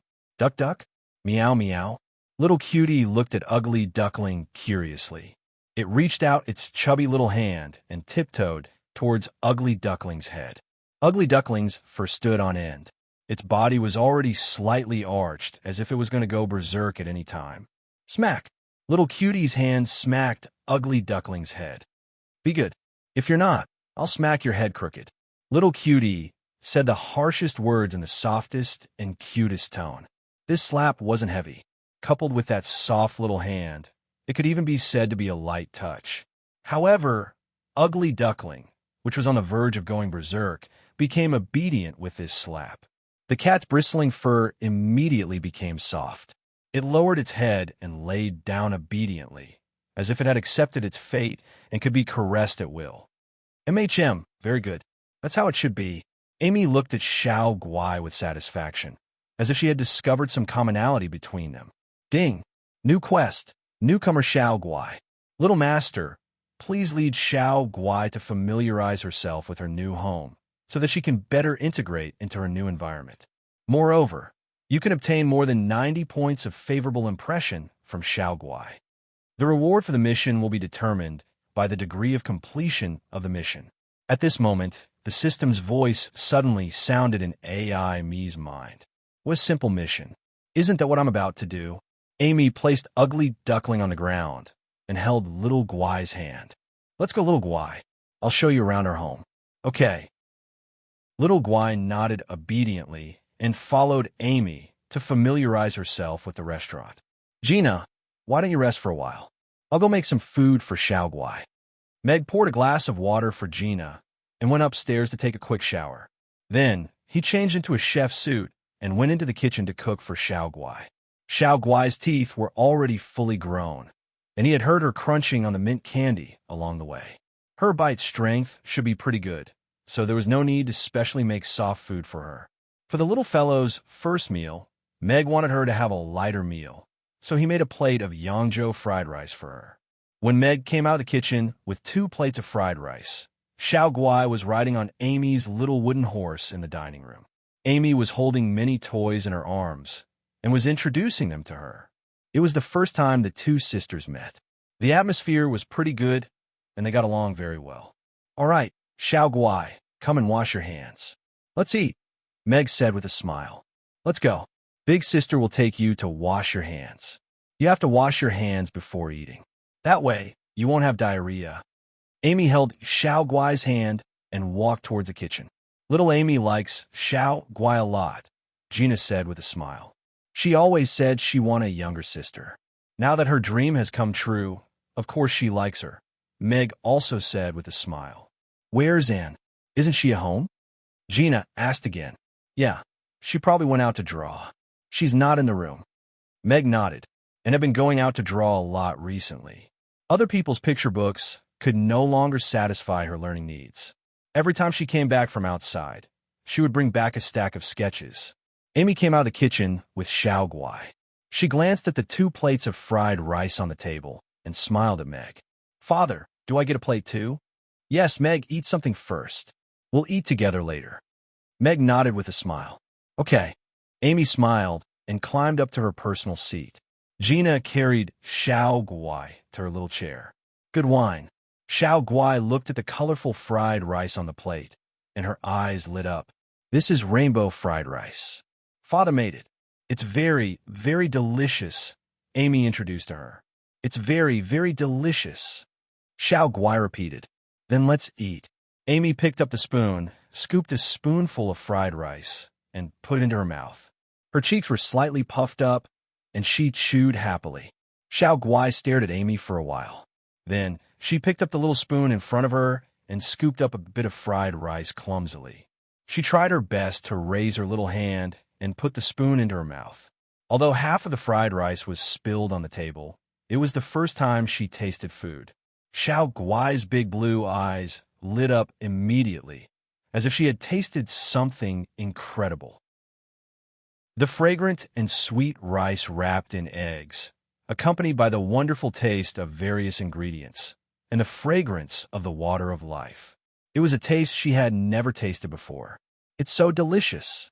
Xiao Guai looked at Meg, nodded her little head, and said, Father made the super, super delicious rainbow fried rice. Eat more if it's delicious. Meg wiped the rice off her face with a smile. Xiao Guai moved the plate closer to her. Then, she bent down and put her mouth in front of the plate. She used the spoon to slowly scoop a mouthful of fried rice in her mouth. This time, not a single grain of rice fell on the table. Xiao Guai is so smart, Amy praised. She didn't teach Xiao Guai to eat like that. Xiao Guai's cheeks were puffed up. She chewed quickly like a cute little squirrel. She looked a little similar to how Amy ate. Meg and Gina couldn't hide their smiles.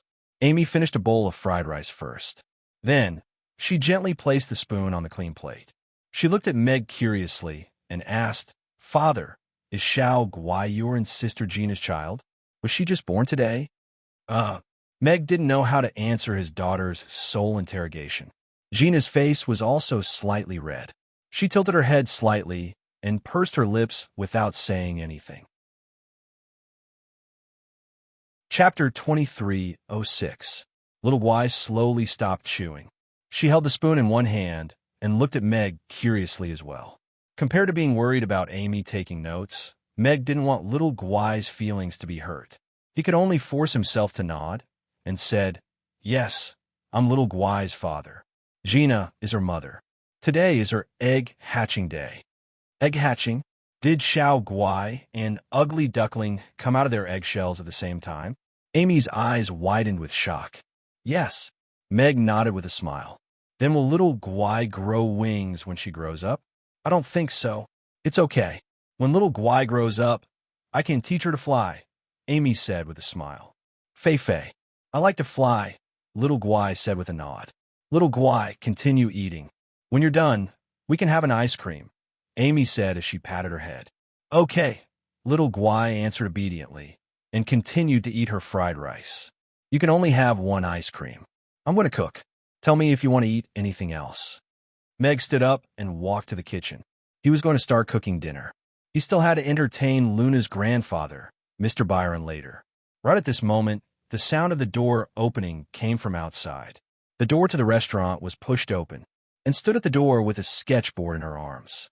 Her gaze landed on little Guai, and she suddenly stopped in her tracks with a puzzled expression. The stack of sketches in her left hand fell to the ground. They were sketches of all kinds of people and scenes. Little Guai, who was enjoying her meal, suddenly turned around. She was stunned when she saw and standing at the door, and the spoon in her hand fell onto the table. Little Guai, I'm scared. Little Guai slid down from the chair with a whoosh and went straight into Gina's arms.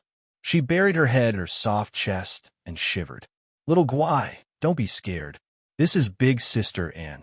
She's not a bad person. Gina hugged little Guai and patted her back gently to comfort her. However, she was a little surprised. Why would little Guai be scared when she saw Anne? Along the way, no matter what they saw, the little guy was full of curiosity and did not know what fear was. Meg looked at Anne, who was stunned at the door, and Xiao Guai, who was hiding in Gina's arms, not daring to poke its head out. While he was surprised, he also had some guesses, and was born from Cthulhu. Although she had become an independent individual, she still had the mark of the Great Old One. And Lil Guai might be the reincarnation of the sea god, so it should be a mortal enemy of the Great Old Ones. This hostility had already been imprinted in each other's souls, so when a young Xiao Guai saw, and it would instinctively reject her. However, because she was still too weak, this emotion turned into fear, which was also a form of protection for her, and didn't have much of a reaction. After being stunned for a short while, she returned to normal. She looked at Xiao Guai, who was hiding in Gina's arms, innocently and helplessly. Meg felt that it was a little too bold to take in a god and a Great Old One as daughters and raise them under the same roof. You're back. Meg went forward to help pick up the drawing on the ground. He closed the door and introduced Xiao Guai to, and with a smile. This is Xiao Guai, the new member of our family. Sister, and Xiao Guai is super cute, but it seems a little shy, Amy said with a smile as she jumped off the chair. A smile also appeared on Annie's face. Her eyes were filled with curiosity as she looked at Xiao Guai, who had buried his head in Gina's chest. However, she did not walk forward. She could feel that Xiao Guai did not seem to like her very much. Xiao Guai, this is Sister N. Hurry up and finish the remaining fried rice. I'll get you some ice cream, and then we'll look at the drawing that Sister N drew today, Amy said gently as she walked to Gina's side and shook Xiao Guai gently. Xiao Guai then slowly raised its head and poked half of its head out to look at, and carefully. The black shadow disappeared, and it was a beautiful big sister, and gave her a warm smile. A smile also appeared on Xiao Guai's face, and it called out sweetly, Sister, Anne. However, Xiao Guai had no intention of getting down from Gina's chest. It took the plate and finished the remaining fried rice, and then refused to get down from Gina's chest. Although it didn't say anything, Meg could tell that Xiao Guai was still a little afraid of Anne. It was an instinct. Meg knew that it was impossible to get rid of it quickly. It could only be resolved slowly through interaction. Rest for a while. We'll eat in a while. Meg took Anne's drawing board and patted its head with a smile. He turned around and went into the kitchen. He said to Amy, Amy, go and ask the big sisters to come over for dinner. Introduce Xiao Guai to everyone. Okay. Amy agreed and skipped out the door. Sister Gina, is this your child? And sat down opposite Gina and stared at Xiao Guai for a while. Then she looked at Gina and asked with sign language. Yes, Xiao Guai is my child. Gina nodded and her tone was very firm. Is that father's child, too? And pointed at Meg in the kitchen. Air. Gina looked in the direction of the kitchen, and her face flushed. She held it in for a while, but still nodded. This was too difficult to say. She wanted to run away with Xiao Guai when she thought of the same question and having to admit it to everyone later. There was nothing between him and Boss, but now there was a Xiao Guai. He wouldn't be able to explain himself even if he had a full mouth. And nodded thoughtfully. She noticed that Xiao Guai was staring at the drawings beside her. She smiled and pushed the whole stack of drawings in front of Xiao Guai and went to the flower and bird market in the west of the city today. Gina said with a smile as she flipped through the drawings for Xiao Guai. There were all kinds of flowers, plants, birds, and animals in them. There were also many lively and interesting scenes. And nodded. So pretty, Xiao Guai praised softly as she looked at the drawings. Then, she pointed at a rooster and asked, What's this? This is a rooster, Gina said. Is it nice? Xiao Guai asked again. Gina glanced at her. She had only played with Amy for a while, but her thinking had already been brought to the line of foodie. Yes, it's nice. It can be made into beggar's chicken or spicy diced chicken. Gina nodded with a smile. I want to eat it. Xiao Guai looked at the big, arrogant rooster and swallowed her saliva. Then, I'll add a beggar's chicken for Xiao Guai tonight. Meg's voice came from the kitchen. Foodies were the easiest to satisfy. Meg was the least afraid of meeting a foodie. Okay. Xiao Guai agreed happily. What? Gina has a child. And it's with Boss? Well, when did this happen? Why didn't we know anything? Boss is a beast. I was the one who came first. Before they entered the restaurant, shocked voices had already traveled into the restaurant through the door. Daddy's restaurant in the alternate world will continue to update in the bar. There are no advertisements on the website. Please bookmark and recommend a bar. If you like Daddy's Otherworld restaurant, please collect it. Daddy's Otherworld restaurant, please add it to your collection. Chapter 2307. Amy called all her sisters over. Everyone was very enthusiastic about having a meal. However, Amy only told them about Guai when they arrived at the entrance of the restaurant. Gina had a child, and it was with the boss. This shocking news made all the ladies explode. That's not right. Gina has only been in the restaurant for half a year. How could she have a child already? Yabamiya was puzzled. Could it be that mermaids have a shorter reproductive period and give birth in a few months? Angela guessed. After all, we succubi only need 6 months to give birth. But Gina usually stays with us every day, and she doesn't seem to be very intimate with the boss. Are you guys finished? When Gina first came to the restaurant, she stayed alone on the second floor for a while. Could it be that the boss is a beast? All the ladies were burning with curiosity. They pushed the door open and entered. They wanted to capture Gina and Meg and interrogate them to find out when exactly they got together. Then they saw the cute little girl sitting on Gina's lap and flipping through the drawing paper with a fascinated expression. The little girl was small, and she sat there obediently. She had a head of slightly curly blue hair, a small and delicate face, big blue eyes, long eyelashes, a small and cute nose, and a small cherry-like mouth. Oh my God, she's so pretty, Phyllis exclaimed while covering her mouth. Yeah, she's the same as Amy. She's so cute. Jane nodded. Are the boss's genes really that powerful?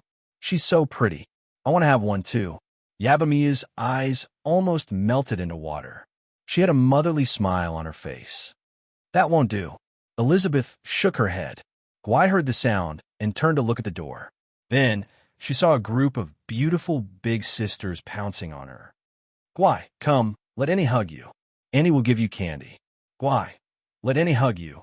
Annie has a lot of fun things here. Let me hug you. I want to hug you too.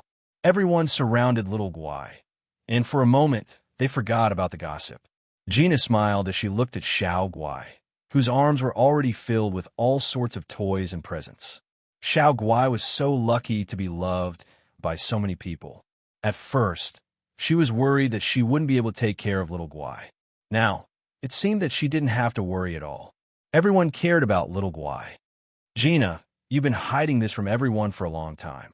Tell me, when did you give birth to the child? What did you get together with the boss? When do you plan to get it done? Have you officially become the lady boss of Mamie's?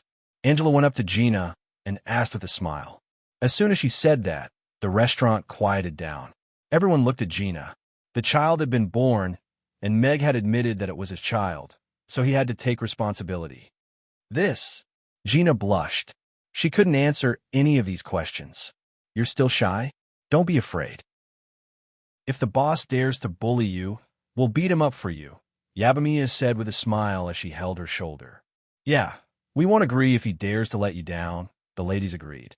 Gina was so shy that her ears turned red. She looked in the direction of the kitchen for help. Yo, it's quite lively today. Just then, a cold voice sounded from the side.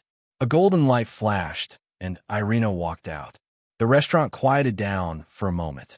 Princess, Gina has a child, and it's with the boss. Phyllis went forward and pointed at little Guai, who was in Raina's arms, and said, Little Guai is so cute. With a boss's child? Irina's gaze swept across little Guai like a knife. The surrounding temperature seemed to have dropped a few degrees. Little Guai, who was hugging a bunch of presents, was stunned. His smile disappeared immediately, and he looked down. He didn't dare to look at Irina, as though he was being stared at by his stepmother. His child? Irina looked at little Guai with surprise in her eyes. Although she couldn't see clearly, she could feel that this child was extraordinary. Then she glanced at Luna, who was at the side. She was even more surprised. Luna, who was only a 9th-tier magician in the morning, had become a 10th-tier magician now. Why are you all standing? Wash your hands and get ready to eat. Meg came out of the kitchen with a few dishes. He smiled and said to Amy, Amy, bring little Guai upstairs and put down the presents first. Anna, help unpack the paintings and bring them upstairs. Okay, Amy agreed. She took half of the things from Xiao Guai's hands and took her up the stairs. Anna also helped to pack the paintings on the table obediently. Then, she carried the paintings upstairs with Anne. Boss, not bad. You've quietly added another little boss to the restaurant, Angela said with a wink. Everyone was also full of questions. They were ready to interrogate Meg. Meg put down the dishes and glanced at Irina guiltily. Then, he looked at everyone and said, Actually, this child isn't mine and Gina's. The little one saw us when she was born, so she thought we were her parents. She's a little mermaid. She's from the same tribe as Gina. The restaurant suddenly quieted down. Everyone's mouths were already in an O shape. Little Guai is my daughter now. She will always be. Gina looked at everyone and said seriously, So, I hope everyone can help me keep this a secret.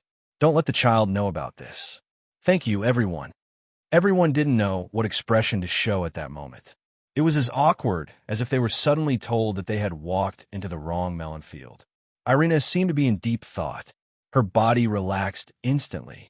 I will also continue to be little Guai's father and give her a happy and complete childhood, Meg said with a smile. But, Yabamiya said hesitantly. Hurry up, little Guai. It's time to eat. Amy's voice came from the staircase. Her footsteps were heard as she ran down the stairs. Then, let's celebrate little Guai's arrival tonight. We won't stop until we're drunk. Yabamiya changed the topic and said with a smile. Yeah, to celebrate Gina's birth of her beloved daughter. It's worth a big meal. Everyone changed the topic tacitly when the children came down the stairs. Since the topic was out in the open, everyone didn't continue to talk about Gina being the lady boss. Meg heaved a sigh of relief. He felt that he had jumped around the edge of danger again. To celebrate Mr. Meg's birth of his beloved daughter, Irina said with a faint smile as she raised her wine glass and looked at Meg. Thank you. Meg clinked glasses with her.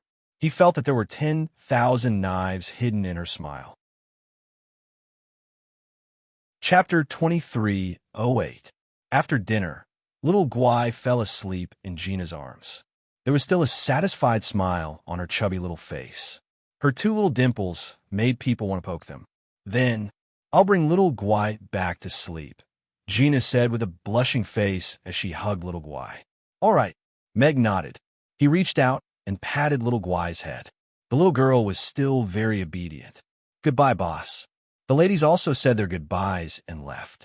Little Guai is so cute. Can I bring her to the square? to play when she comes back from school tomorrow? Amy asked Meg. Of course.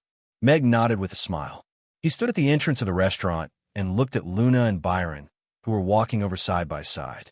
He said with a smile, "Your teacher Luna is here." Teacher Luna? Amy's eyes lit up. She tiptoed and looked into the distance. She spotted Luna in the crowd with her sharp eyes, and she immediately ran out. "Aren't you going to explain to me?" Irina said with a half-smile as she stood behind Meg with her arms crossed. Meg looked at her and pondered for a while before saying, "I went to the sea god's ruins with Gina and found an egg under the guidance of the sea god's pearl. The egg opened, and Xiao Guai jumped out from inside.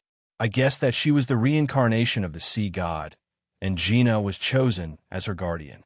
That was why she received the blessing, and her ability jumped from grade 9 to grade 10. Now I believe that there really are gods in this world.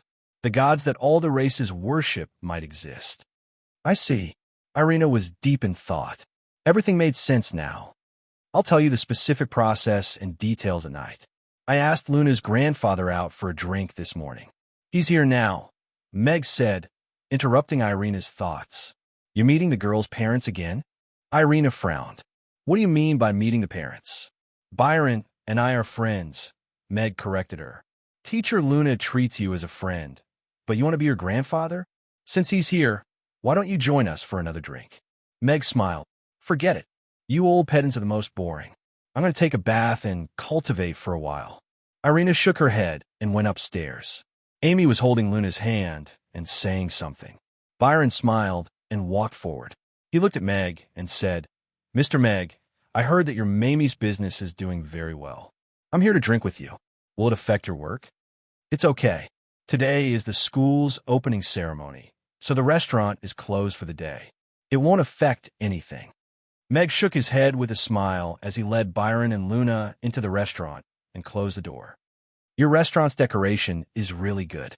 Byron entered the restaurant, looked around, and clicked his tongue in wonder. Although he wasn't a glutton, he had patronized almost all of the famous restaurants in Rodu. Mamie's wasn't very big, but the decorations and arrangement were very exquisite. The elements of all kinds of logs made the environment look cozy and warm. Meg smiled as he looked at Luna and asked, "Luna hasn't eaten yet, right?" Luna nodded. She was a little embarrassed as she said, "I just finished work at the school. I was going to eat at the cafeteria, but Grandpa said he wanted to come and find you. We walked around the Aiden Square on the way, so we haven't eaten yet." "Then take a seat. I'll go and make some simple dishes. Let's drink to celebrate the opening of Hope School." Meg asked the two of them to take a seat while he went to the kitchen to make some eggplant with garlic sauce and spicy chicken. There was also some red braised pork in the pot, as well as some sliced beef and peanut for drunkards. After a short while, Meg came out with a tray. "This is so sumptuous." Byron looked at the dishes that Meg had laid out. He could already smell the aroma of the red braised pork. His Adam's apple bobbed. "Just a few dishes to go with alcohol. What would you like to drink, old sir? Would you like some wine or some rum? I have some 50-year-old rum that Master Oldsim has kept in his cellar. Would you like to try it?" Meg said with a smile. 50-year-old rum that Master Oldsim brewed, personally? Byron's eyes lit up. He looked at Meg in shock and asked, "You really have it?" Rum was good stuff. Byron wasn't an alcoholic, but he was used to drinking a little every day. He didn't like sweet fruit wine, but he had a special liking for the rum that came from the Fok tribe. A bottle of Master Oldsim's rum was hard to come by. He had only drunk a few bottles in the past few decades. He still had a bottle that had been in his cellar for 10 years at home, but he couldn't bear to drink it. He was thinking of drinking it when Gina found her ideal husband. However, Meg actually said that he had 50-year-old rum here, and it was brewed personally by Old Sim. That was the king of alcohol. "I'll get it for you now." Meg walked to the wine cabinet and took a bottle of rum from the top shelf. It was a crude clay bottle with a yellowed seal on the mouth. There was a number 50 engraved on the clay. Byron nodded repeatedly. "Yes, it's Master Old Sim's handiwork. It's really a 50-year-old rum. Being in the cellar for 50 years and the 50-year-old history of this bottle were two different things. The quality of the wine wouldn't change after it was bottled from the oak barrel. If it wasn't stored well, the quality of the wine would deteriorate. However, being in the cellar for 50 years meant that this wine had been stored in the oak barrel for 50 years. The aroma of the oak blended perfectly with the wine, brewing the most mellow wine. Meg had moved this wine from Hannah's cellar, so it had to be Old Sim's handiwork. There weren't many of them left in the world. It was a treasure that would disappear with every bottle consumed. Byron looked at the wine on the table with a rather agitated expression. He couldn't sit still any longer. He stood up and moved closer to Meg. After carefully observing it for a while, he asked, "Mr. Meg, where did you get this wine?"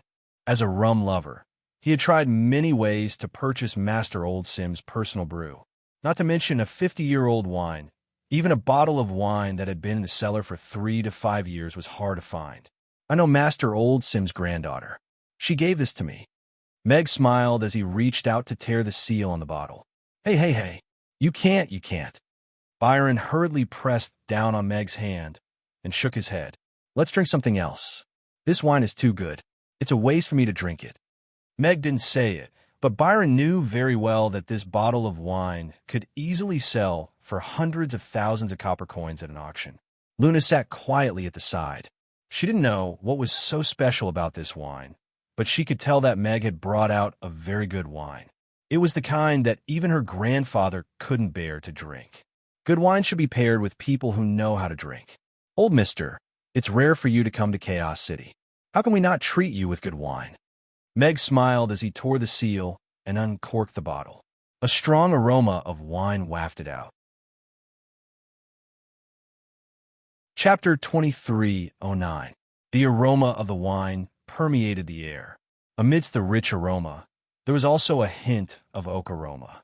Byron's hand froze, and he couldn't help but take another whiff of the aroma. He felt a little tipsy just by smelling the aroma. Even Luna, who didn't usually drink, had her eyes lit up when she smelled the aroma. She didn't feel cravings, but rather, she felt that the aroma was very special and left a deep impression on her. "Mr. Mag, you're really making me feel ashamed." Byron heaved a resigned sigh at the sight of the opened wine bottle. However, he was looking at Mag with a sense of intimacy, as if he were looking at a junior. "If you are ashamed, then I am guilty." Mag took 3 wine glasses and filled 2 to the brim. Gina's wine glass was already half filled. She picked it up and said, "I'll punish myself with a glass first." Then, she finished it in one gulp. Sit. Why are you talking about punishment when we are drinking? I don't know what to say when you treat me with such good wine." Byron looked at Meg with increasing satisfaction. "It's all in the wine." Meg raised his glass and clinked it with Byron's. "That makes sense." Byron also raised his glass. The amber rum swirled slightly in the crystal glass. There were no impurities in the clear and translucent liquor. It was like a gemstone, intoxicating. He placed the glass to his mouth and took a sip. The delicate and sweet taste made one unconsciously intoxicated. The rich aroma had a hint of wood. Only wine stored in oak barrels could emit such a wonderful taste. The rich taste and the lingering aftertaste in his mouth after he swallowed made him close his eyes uncontrollably. This was a 50-year-old rum. The long aftertaste made him feel as if he was looking at the rings of history. In the deep and serene wine cellar, the brewed rum lay in barrels made of 100-year-old oak, quietly fermenting. An old winemaker sat on the barrel and drank, as if he was also quietly waiting for the good wine to come out of the cellar. Byron opened his eyes.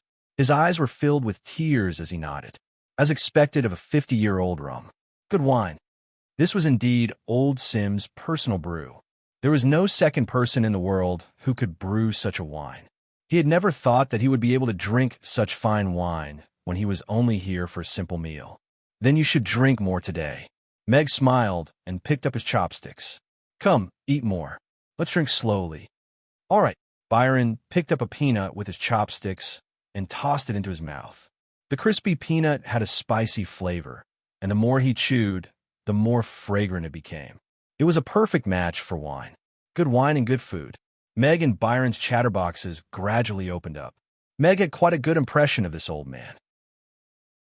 During their brief interaction in Rodu, He had come to realize that this old man, who held a lofty position but was still interested in basic education and academic research, was quite a special being. Only such a person could educate a woman like Luna. One had to know that many young ladies from wealthy families in Rodu couldn't even choose who to marry.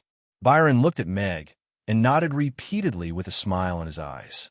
I heard from Luna that you gave a lot of help to the construction of Hope School. This toast is to you, Byron said to Meg as he raised his wine glass. He was already a little tipsy. It was all thanks to teacher Luna that Hope School could be built. I only helped a little. Meg raised his wine glass and clinked it with Byron's with a smile. You don't have to be humble. Byron shook his head. Luna had already brought up the problems of these children to me a few times in the past 2 years. I couldn't do anything about it, and could only ask her to help as much as she could. But when you came, the foundation was successfully established. The money was in place, and the connections were in place. That was why Hope School could be built in such a short time.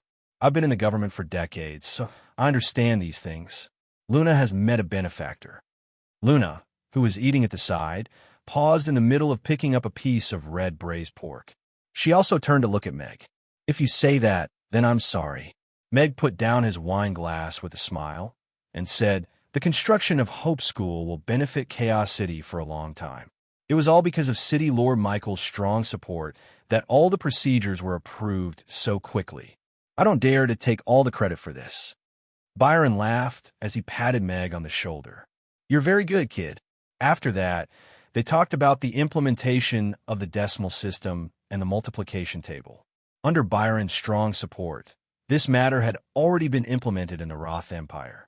After 3 rounds of drinks, the dishes on the table were almost finished. Byron was already drunk. Rum was a strong liquor and had a strong aftertaste. This was a liquor that had been kept in the cellar for 50 years, so its strength was not to be underestimated. I think you're a very good kid. Byron grabbed Meg's hand and nodded with satisfaction. I'm relieved to hand Luna over to you. After saying that, he slowly slumped onto the table. What do you mean by hand over to me? Meg raised his eyebrows.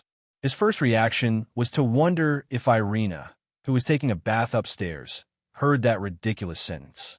Grandpa, Gina looked at the drunk Byron and blushed. How could he say that to Meg? They had nothing to do with each other. The restaurant quieted down instantly. Meg and Luna sat there and didn't know what to say to break the awkwardness. Grandpa was drunk and said some weird things.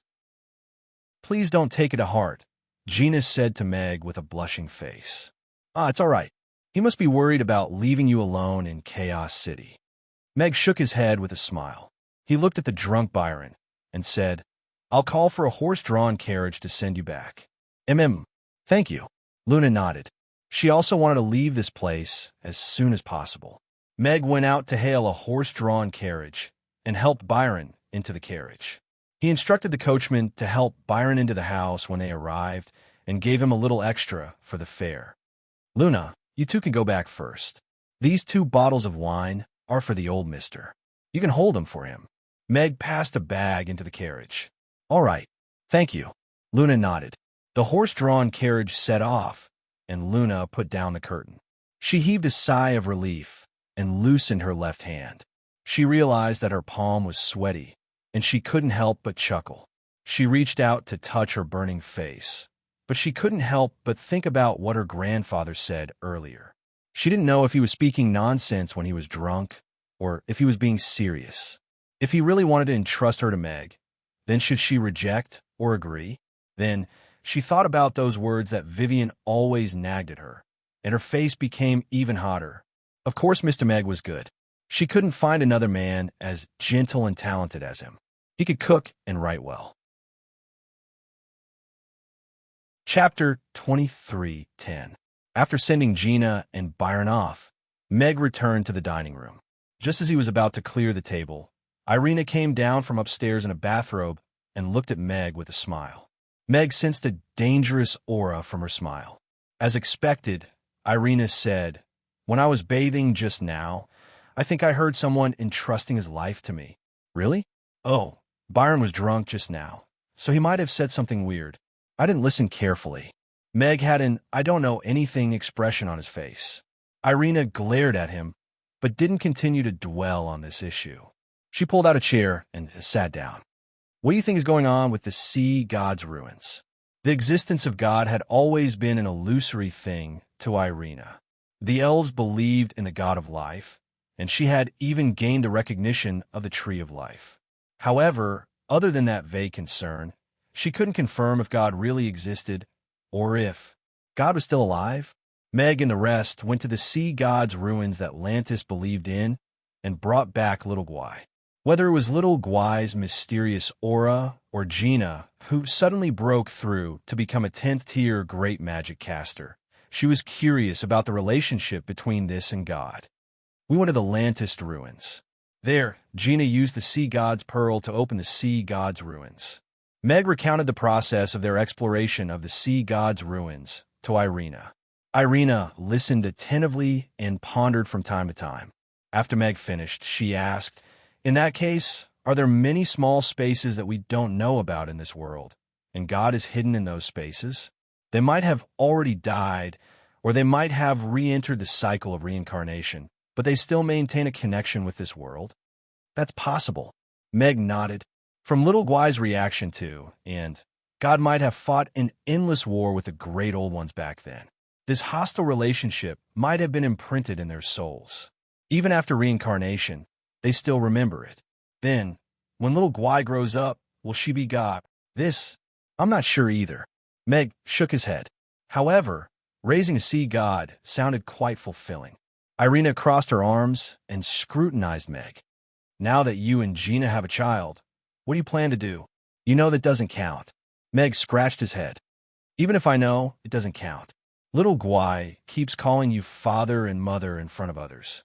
Do you still want others to think that you're a good man who is as pure as ice and as pure as jade? Although we had a child, we didn't get married. Do you think everyone is a fool, or are you a fool?" Irina sneered. Meg choked. Although that was the truth, and he was a good man who was as pure as ice, as Irina had said, as long as little Gwai wasn't raised in secret, this situation was inevitable. His relationship with Gina would definitely be different in front of others because of this child, and this was undoubtedly a betrayal to Irina. Meg stole a glance at Irina. It was already beyond his expectations that she could still sit there so calmly without even taking out her foldable chair. "Why don't we lay our cards on the table?" Meg asked Irina. "What happens after we lay our cards on the table? Close the restaurant? Leave Chaos City? Where are you going? What do you want to do?" Irina's soul asked. Meg looked at Irina and suddenly felt that she was very cute. He took a step forward, got close to her, and said, "If you don't lay your cards on the table, then give me a chance to pursue you. Even if I have to change my identity, I still want you to be the lady boss of Mamie's." Irina looked at Meg and kept quiet for a while before suddenly asking, "Which race do you like? Elf? Beast-eared girl? Little fox? Big sister succubus?" "As long as it's you, any race will do," Meg said honestly. "Then, how do you want me to make an appearance? A fangirl who's obsessed with your food, or Amy's mother from The Return of the King?" Irina asked again. Meg considered seriously for a while and said, "I think Amy's mother from The Return of the King is pretty good. Compared to the lame drama of an ignorant young girl being tricked into the head chef's bed, Meg was actually more optimistic about the drama of Amy's mysterious mother suddenly returning and becoming the lady boss of the restaurant. It would be perfectly justifiable. Meg had even thought of the lines, It's you. Why were you so heartless to leave us father and daughter behind? Actually, I had my reasons, but I'm back now." Look, this line is so powerful.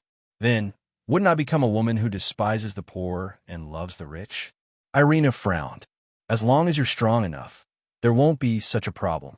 There's only one Irina in this world. For a restaurant owner, a high-level elf is already a very powerful existence. It doesn't have to be Irina." Meg shrugged. "I understand." Irina nodded. Then, she changed the topic and said, "However, if I can't even control these little girls in your restaurant, then wouldn't it be boring to be the lady boss? As long as you're happy." Meg didn't know what else to say. "All right, it's settled then. I'll make a grand comeback tomorrow." Irina's lips curled up slightly. Gina tucked little Guai in and looked at her from the side with a gentle smile on her face. For some reason, just looking at her made her heart feel very calm. Ever since Lantis fell into the underground city, her empty heart seemed to have finally found a place to settle down. In this world, other than the boss, she had another person worth looking forward to. Little Guai was so cute and so young. She needed to take care of her carefully and nurture her until she grew up. She didn't have much confidence in herself, but she had great confidence in Little Guai. Little Guai was too smart. She could do anything as long as she was taught. However, she was a little worried. Would she have to leave when she grew up? After all, she could be the sea god. Meow, meow. Little Guai turned around and hugged her hand. She pressed her face against her arm and revealed a little smile. Gina felt that her heart was about to melt. She didn't care anymore. Whether she was the reincarnation of a sea god or not, she was her daughter now. Good night, Little Guai. Gina kissed her forehead gently and closed her eyes to sleep. Meg worked hard the entire night, but he still woke up early the next day to make breakfast for everyone. He was looking forward to how Irina planned to appear in front of everyone today and announce her sovereignty as Mamie's lady boss. End of chapter. Chapter 23:11. You're Meg. A voice came from the kitchen door. Meg turned around and saw an elf in a blue dress standing at the door. She was looking at him in shock as she clutched her chest. She was extremely beautiful, with well-defined facial features and a curvaceous figure. Even though she was wearing a loose dress, it was still difficult to hide her graceful figure. If it weren't for the fact that she looked a little funny with her hand over her chest, as if she was having a heart attack, Meg would have thought it was pretty good. I think you can be a little more natural. Don't clutch your chest. Use your expression to express your feelings at the moment. That feeling of surprise and guilt. It would be even better if you could have some tears in your eyes, Meg suggested with a smile. As a strong career woman, crying doesn't fit my character, Irina rejected. Meg shook his head. A strong career woman doesn't cry easily. That's only because it's not the time to be sad. Wouldn't it be a waste if you don't feel a little tired at such an exciting moment of reunion? Do I really have to cry? You don't have to. After all, the emotional climax should be when Amy appears. When you see the little girl you haven't seen in 3 years, your longing for her overlaps with reality, and your emotions suddenly explode. That's what it feels like, Meg suggested. Irina put down her hand and looked at Meg. Isn't this how I was when I first met Amy? Yes, what you have to act now is how you were when you first met Amy. Just act according to how you felt at the time. Meg nodded with a smile. It's a little difficult for me to express my emotions in front of so many people. Irina shook her head. Relax, we're all family. Just act naturally.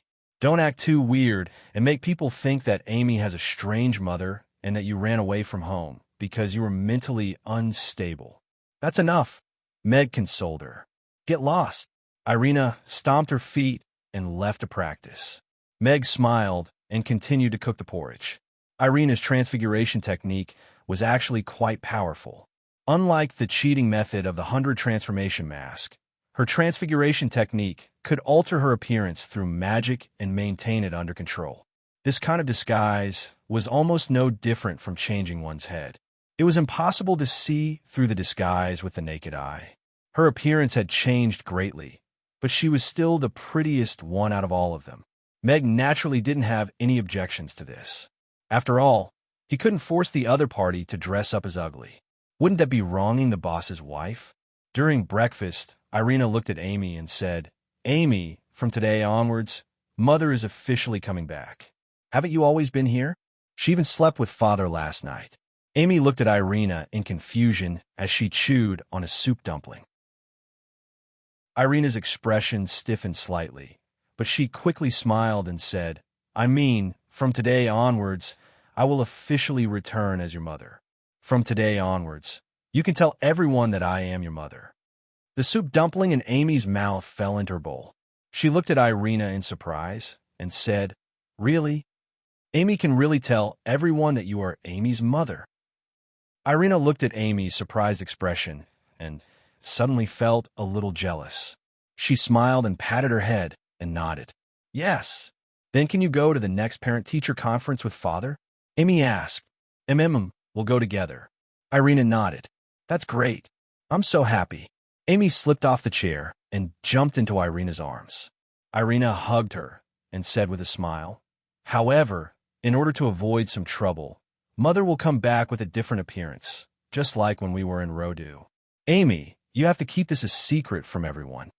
Amy nodded thoughtfully. I know.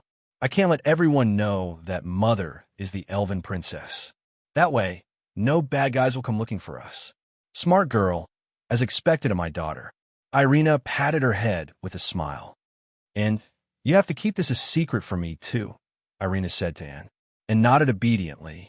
She smiled and said with sign language, then we can eat breakfast together with everyone in the future. In order to avoid suspicion, Irina usually ate breakfast and left in advance to avoid meeting everyone in the morning. She didn't want to be unable to explain why she slept here last night. When she had the identity of a lady boss, she wouldn't have to wake up early to have breakfast. She could go out early and sleep until she woke up naturally. Then, she could go downstairs and ask Mag to make breakfast for her. Irina looked at Meg and said, let me make it clear first. Other than managing the money, I won't interfere or help with anything in the restaurant. That includes being the cashier. She came back to be the lady boss. She didn't want to be as busy as when she was in Rendezvous. This wasn't the lady boss she wanted to be at all. She had a lot of things to do. There were still many things she had to deal with the night elves. Okay. I wouldn't dare to trouble our lady boss. Meg nodded with a smile. I'm full. I'll leave first. I'll come back when I'm done. Irina put down her chopsticks and then went out. After Irina left, Amy looked at Meg with a worried expression and said, Father, Mother is coming back. What about little Guy and big sister Gina? Are you going to let big sister Gina be the second wife? Meg looked at Amy, who looked like she wanted to share her father's worries, and couldn't help but want to laugh. However, where did this little one hear about the second wife? However, with her mother's fighting ability, even if he had the intention, he wouldn't have the guts to do it. However, just as Amy said, Irina was back, and so was little Guy. How to solve this problem was quite a headache. Not only big sister Gina, but those sisters who were obsessed with father might also be sad. Amy held her chin with one hand and was a little worried. Okay, hurry up and finish the rest of the buns, and then go to class next door. Meg smiled and interrupted the little one's worries. No, I don't want to go to Teacher Julian's place so early. I want to wait for little Guy to come to the restaurant and play with her for a while before going. The wishing well hasn't given me anything yet. Amy shook her head. Meg was deep in thought. It seemed like Amy's system had given her a mission for little Guy's arrival, but he didn't know what kind of mission it was. It seemed like Amy was about to complete it. Okay, then I'll go out later. Meg nodded, and then reminded, you have to remember what your mother said just now. Don't let it slip to anyone. Okay, I'll remember. Amy nodded obediently. Chapter 23:12. Not long after, the bell rang outside the restaurant. I'll go open the door. Amy jumped off the chair and ran towards the door. Big sister. Once Amy opened the door, little Guy's soft voice could be heard, and a chubby little fellow jumped into her arms. Little Guy fly. Amy picked her up. She was also very small, but she was able to pick her up with ease. Meg and Gina, who was standing at the door, smiled at the sight of the two little fellows laughing together. Boss is so lucky. Such adorable little ladies are his daughters, Mia said enviously. If you're tempted, then take Boss down. They'll have to call you Mom, Angela egged at the side. Mia's eyes lit up. However, she blushed after taking a look at Meg, and shook her head without saying anything. I think big sister Gina has a chance. After all, she's such a beautiful woman with a gentle personality and a great figure. Even I like her. She even has a child now. Boss will be won over sooner or later, Barbara said softly with a gossipy face. I wonder if Boss will consider marrying too. I heard that some men in Chaos City have a few wives, Fyrus said softly. Everyone turned to look at her. I didn't mean that. Fyrus blushed immediately and shook her head. Right at this moment, an arrogant voice sounded from behind. I just left today. Who gave birth to such an adorable little dumpling? All the ladies turned around and saw Camilla, who was wearing a long black dress and a white fox fur coat. She was looking at little Guy, who was trying to ride on Ugly Duckling's back. Big Sister Camilla, you're finally back. Angela winked at her with a smile and said, This is little Guy, Big Sister Gina, and Boss Child. What? Camilla's eyes widened. She glanced at Gina before looking at Meg. She spat out 2 words angrily. Beast. This fellow tied her up back then, but only used a whip to whip her. But he actually went to have a child with Gina. Was she, Camilla, really inferior to Gina? Meg was originally quite happy that his chopping tool was back. However, after hearing what she said, he suddenly felt wronged. He hadn't done anything to Gina. How was he a beast? However, the children were all there, so he couldn't say anything. He could only invite everyone in. Come in. I made breakfast for you. Everyone came in one after another. Camilla stared at little Guy for a while. The little girl was as cute as Amy and had the same blue eyes. She really did look like a sister to Amy. Xiao Guai is so cute. Congratulations, Camilla and Gina said with a smile. However, when they glanced at her, they exclaimed in shock. You've broken through grade 10? Camilla was shocked to discover that Gina had become a level 10 powerhouse. Upon hearing that, everyone looked at Gina in shock. Only Elizabeth was calm, as if she had already discovered it. Yes, I just broke through not long ago. Gina nodded slightly. She appeared rather normal.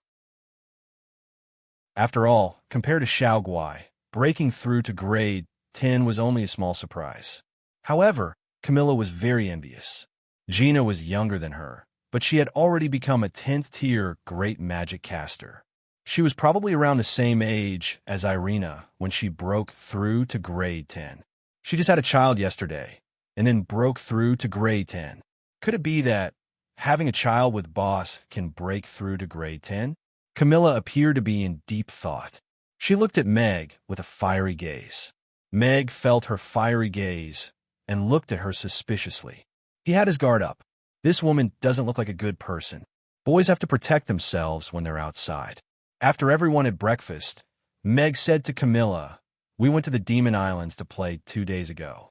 We went to the Vampire Island to look for you, but you weren't at home. So you came back to Chaos City.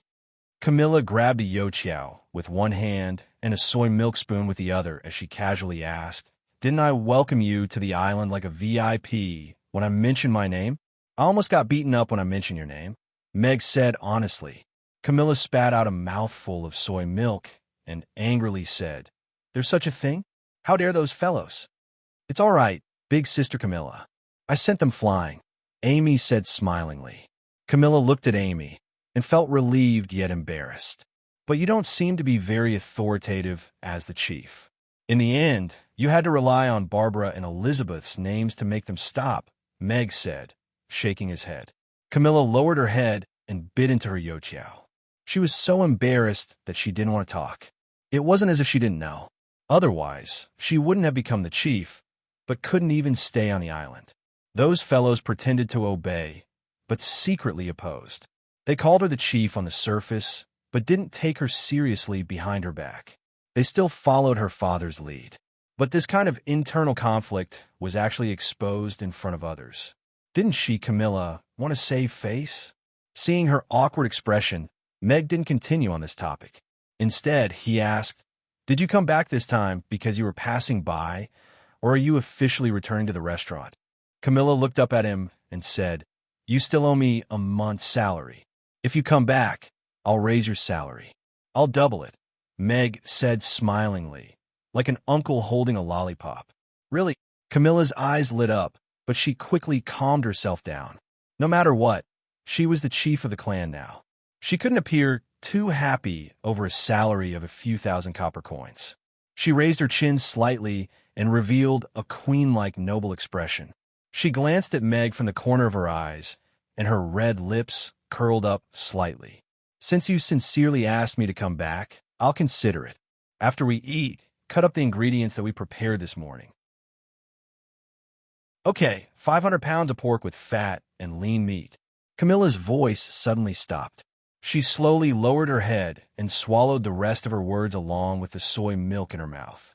How embarrassing! Meg was very pleased with Camilla's return.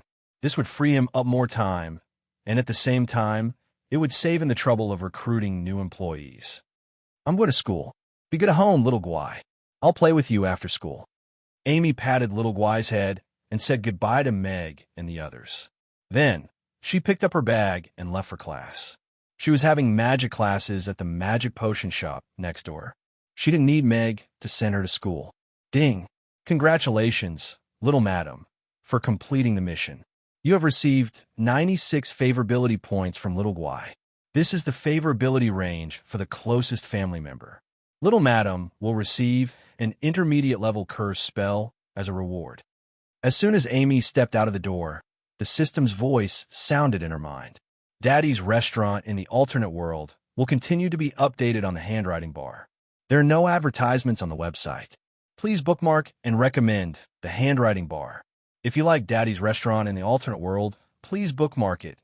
Daddy's restaurant in the alternate world updates the fastest in the handwriting bar. Chapter 23:13 Middle-level curse magic. Amy paused in her steps and then showed some doubts. Isn't curse magic a magic that only bad witches use? There's no good or bad magic. The bad ones are the ones who use the magic. Moreover, this is a curse magic that is not very harmful, but is very insulting. It is suitable for punishing bad people, and is not the kind of curse magic that is vicious and cruel. The system replied. Amy's eyes lit up. Sounds interesting, then give it to me. The reward has been issued. Young mistress, please learn it on your own. A small experience bag appeared in Amy's mind. Amy opened the experience bag with her consciousness, and information flowed into her mind. Middle-level curse magic, random misfortune spell. The target of this curse will randomly encounter a medium-level misfortune for 3 days, but will not be life-threatening. It looks interesting. Amy was thoughtful. This magic was too simple.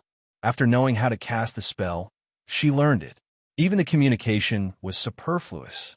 After greeting the customers lining up at the entrance of the restaurant, Amy skipped toward the magic potion shop. Out of the corner of her eye, she suddenly saw a skinny man in a black cloak at the back of the line, reaching out to steal the purse of the uncle in front of him. Annoying thief. Amy was about to take out her foldable chair, but suddenly remembered the new magic she had just learned. The corners of her mouth rose slightly, and she silently chanted a spell, then pointed at the thief. The black-cloaked thief's hand had already reached into the uncle's coat in front of him, and when he felt the heavy purse, his face lit up. This was enough for him to live freely for half a month. Sure enough, there were many rich people who came to Amy's to eat. But just as he was about to slowly take out the purse and put it in his pocket, his foot suddenly slipped and his whole body fell forward, directly falling flat on his face. Rip! The uncle's luxurious robe was torn, but as a professional thief, the purse was still tightly held in his hand. However, his movement immediately attracted the attention of the customers in the line, especially the uncle whose clothes were torn inexplicably. When he saw the purse in the skinny man's hand, he immediately understood what had happened and shouted, "Thief! Catch the thief! He stole my money pouch!" The thief's expression changed greatly. He rolled on the ground and got up. Grabbing the money bag, he ran away. The money pouch was already in his hands. As long as he could escape, he would have profited greatly today. However, after running less than 10 meters, he stepped on a fruit core that someone had thrown at him. He slipped and performed a split on the spot. Rip! It was the sound of his crotch being torn and the dull sound of something hitting the ground. All the men present subconsciously inhaled a breath of cold air. The thief let out a groan of ecstasy and clutched his crotch. He was in so much pain that he couldn't get up from the ground for a while. This thief is too unlucky. We don't even have to do anything. Sargeras looked at the thief with amusement and gestured for Mon to stop. The customers in the queue also laughed. It was really interesting to see this stupid thief in the morning. Hearing the surrounding laughter, as well as the mocking and disdainful gazes, The thief lowered his head and covered his face, his entire body trembling. He had lost all his face. How could he continue to mingle in the industry in the future? Wasn't it just stealing money? Did he have to be humiliated like this? The commotion had already attracted the attention of the Grey Temple's inspectors. 2 inspectors quickly rushed over. They pinned down the thief, who couldn't get up from the ground for a long time, and returned the money pouch to the uncle. "Hey, isn't this the experienced thief, Black Toad? Why are you here to perform for everyone so early in the morning? It's really rare," the inspector said with a chuckle. "Don't say any more. Don't say any more." The thief covered his face and wept. This time, his career was over. The uncle took back the money pouch. Although his clothes were torn, he smiled when he saw the thief in such a state. While everyone was still discussing this thief, Amy had already jumped into the magic potion shop in a good mood. This curse was really interesting. When she met bad guys in the future, they didn't have to be beaten. She just had to point her finger, and bad luck would naturally find them. "Little Amy, what happened? Why are you smiling so happily?" Cece, who was pregnant, asked with a smile when she saw Amy walk in. "There was a stupid thief outside just now. He wanted to run after stealing the money, but he fell down. It was so funny," Amy said. "There are such stupid thieves." Cece also covered her mouth and chuckled when she heard that. "Also, Big Sister Gina gave birth to a little sister for me. Her name is Xiao Guai. She's so obedient," Amy added. "Gina gave birth?" Cece was stunned when she heard that. She didn't look like she was pregnant a few days ago. "Really?" Amy nodded. "But don't tell me she gave birth to Mr. Mac's child?" Cece felt that she had grasped the key point and asked with a strange expression. Yes. Xiao Guai is my father's child. She's my biological sister," Amy said with a nod. I really didn't expect that." Cece felt like she had heard a big piece of gossip early in the morning, but she still said with a smile, "Then I'll go and see the little sister later." "Okay, then I'll go to class." Amy nodded and ran upstairs.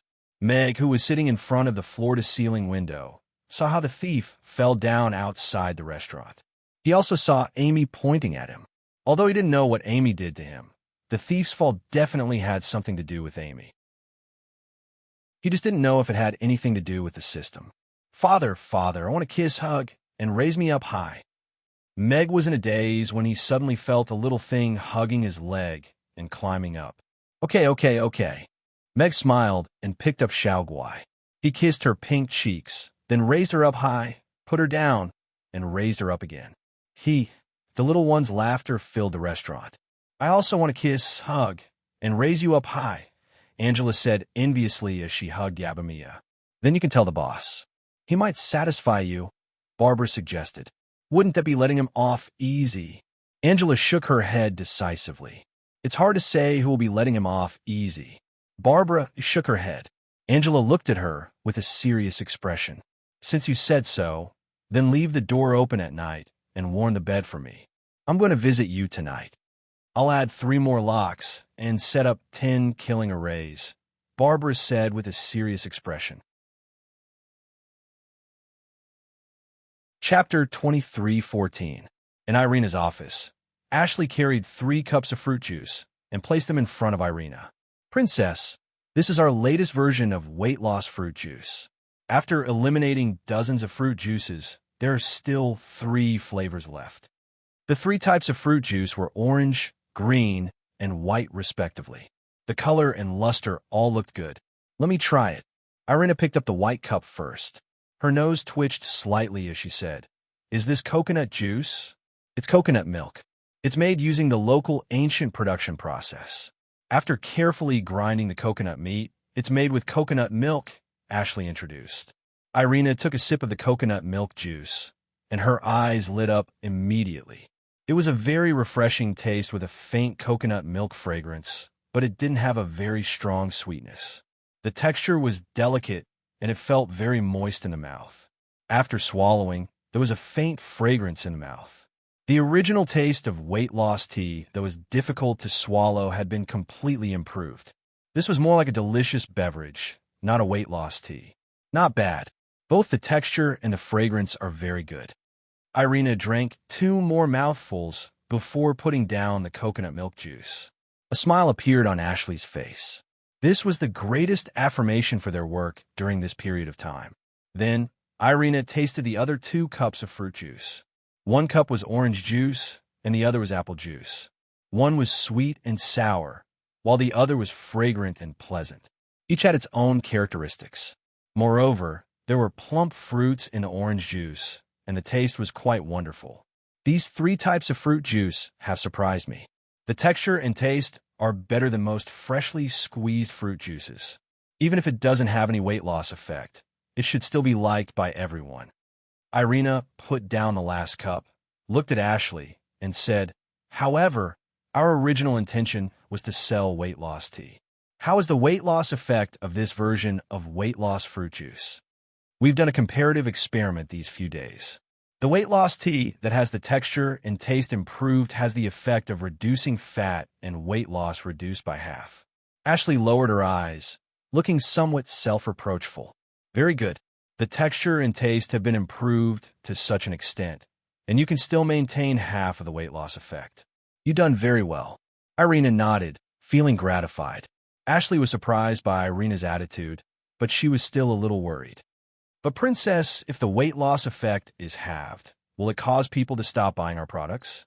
"No, as Meg said, whether people will buy our weight loss tea depends on the weight loss effect, but whether they can drink it consistently, maintain a high frequency of drinking it, and increase the return rate is determined by the drinking experience of this weight loss tea."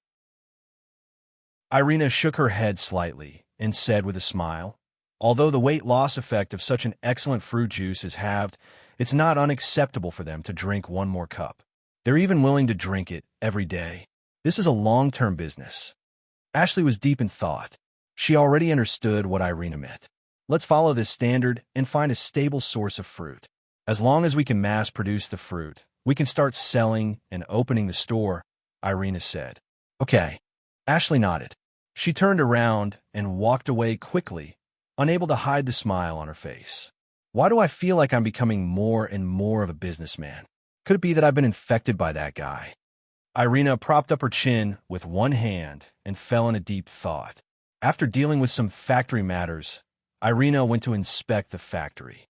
Looking at the time, she left the factory and headed in the direction of Mama's. Mama's.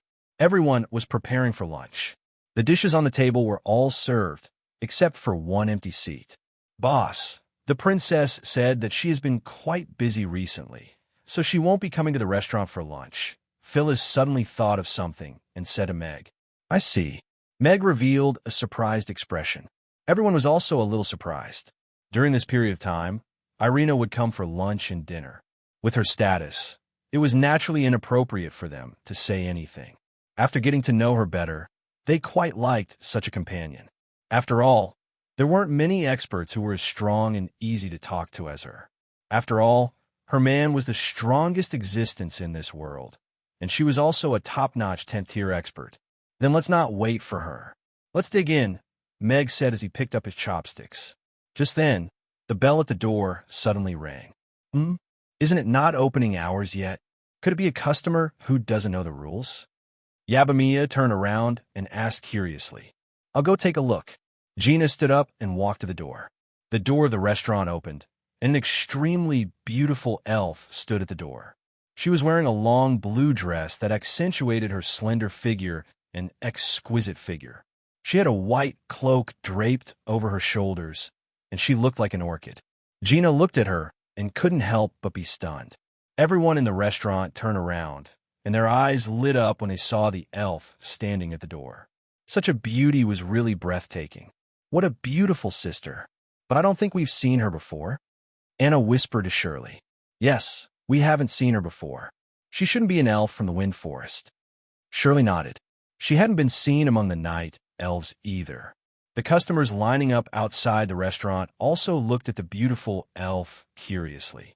They didn't know why she would knock on Amy's door at this time. "Hello. The restaurant isn't open yet. Please wait in the line for a while longer," Gina said with a smile. "Excuse me, is there a man called Meg here?" the elf asked as she looked into the restaurant. Clatter. The chopsticks in Meg's hand fell onto the table. His eyes widened, and his mouth opened slightly. He slowly stood up from the chair, and his lips trembled slightly as he said, It's you. Irina bit her lower lip lightly and took a step forward. She looked at Meg and nodded slightly. Yes, I'm back. The restaurant was silent. All the girls were dumbstruck and confused. What's going on? Could it be? Everyone's gaze moved quickly between Meg and Irina before landing on Amy. Yes, an elf. A beauty. A reunion after a long separation. Could this be the mysterious lady boss of Amy's? Everyone's expression suddenly became interesting. They all had different emotions. Some were eager to watch the show, while others were sad because their hearts were shattered. However, Irina looked at the full table of girls and children in the next moment. She suddenly stopped in her tracks. Surprise, sadness, resentment, and all kinds of emotions flashed across her face. I didn't expect you to have so many wives and concubines in just 3 years. You even have so many children. Irina stumbled a few steps back. She clutched her chest and looked at Meg. Her voice trembled as she said, So, the clown is me. Daddy's restaurant in the alternate world will continue to be updated in the handwriting bar. Chapter 23:15. Meg almost burst out laughing when he heard Irina's words. What? Shouldn't his current persona be an imposter husband who raised his child with great difficulty, stayed alone in an empty house, and finally found a wife who abandoned her husband and daughter? Why did the persona suddenly change, and he became a treacherous scumbag who had a bunch of wives and concubines?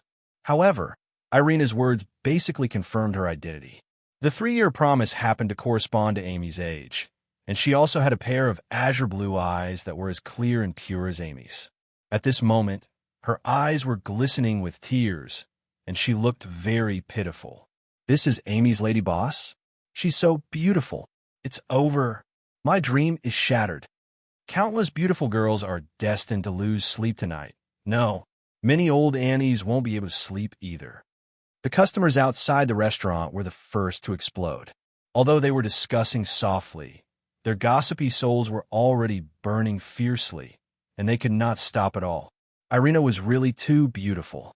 Even though she had changed her appearance, she was still so beautiful that other women had even lost their jealousy. Jealousy had no effect on those who were out of reach. Moreover, there were many voices that started to pity her. After all, they had been separated for 3 years, and when they returned, they saw their husband eating at the same table with a bunch of young and beautiful women. There were even a few children with him. No matter who it was, they would not be able to remain calm. Camilla stared at Irina for a while, then looked at Meg and thought angrily, This guy's wife is so beautiful. No wonder he ignores me. But to a scumbag. Amy's mother is back. Then, does that mean I can't take care of Amy anymore? Can I still continue to stay in the restaurant? Phyllis thought worriedly. Meanwhile, Gina, who was standing beside Irina, also had mixed feelings. Amy's mother was back, so what should she and Xiao Guai do? If he continued to stay here, would it bother her? However, Gina still gently held onto Irina's shoulders despite her chaotic emotions. She shook her head with a smile and said, Madam, it's not what you think. We're waitresses in a restaurant, not Mr. Meg's wives. We're just having a working meal. We don't live together. As she spoke, she closed the door of the restaurant and shut the disturbance outside. Is that so? Irina composed herself and looked at Gina. Then, she looked at the girls sitting at the table. The girls hurriedly nodded.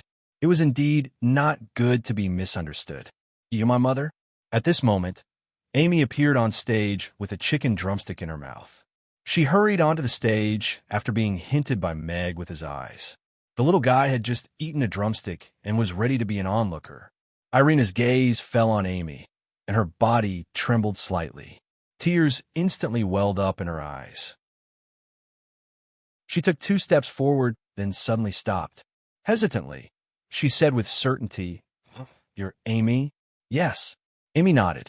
She had the drumstick behind her back and wiped her slightly oily mouth while she was at it. My daughter. Irina went forward and squatted down. She pulled Amy into her arms and hugged her tightly. Her expression was a mixture of sadness and joy. Tears slowly flowed down her cheeks. The way she revealed her true feelings moved everyone present. Meg also had mixed feelings when he saw this scene. If he was still complaining about Irina's exaggerated performance a moment ago, then he could feel Irina's true feelings at this moment. He suddenly understood how she felt.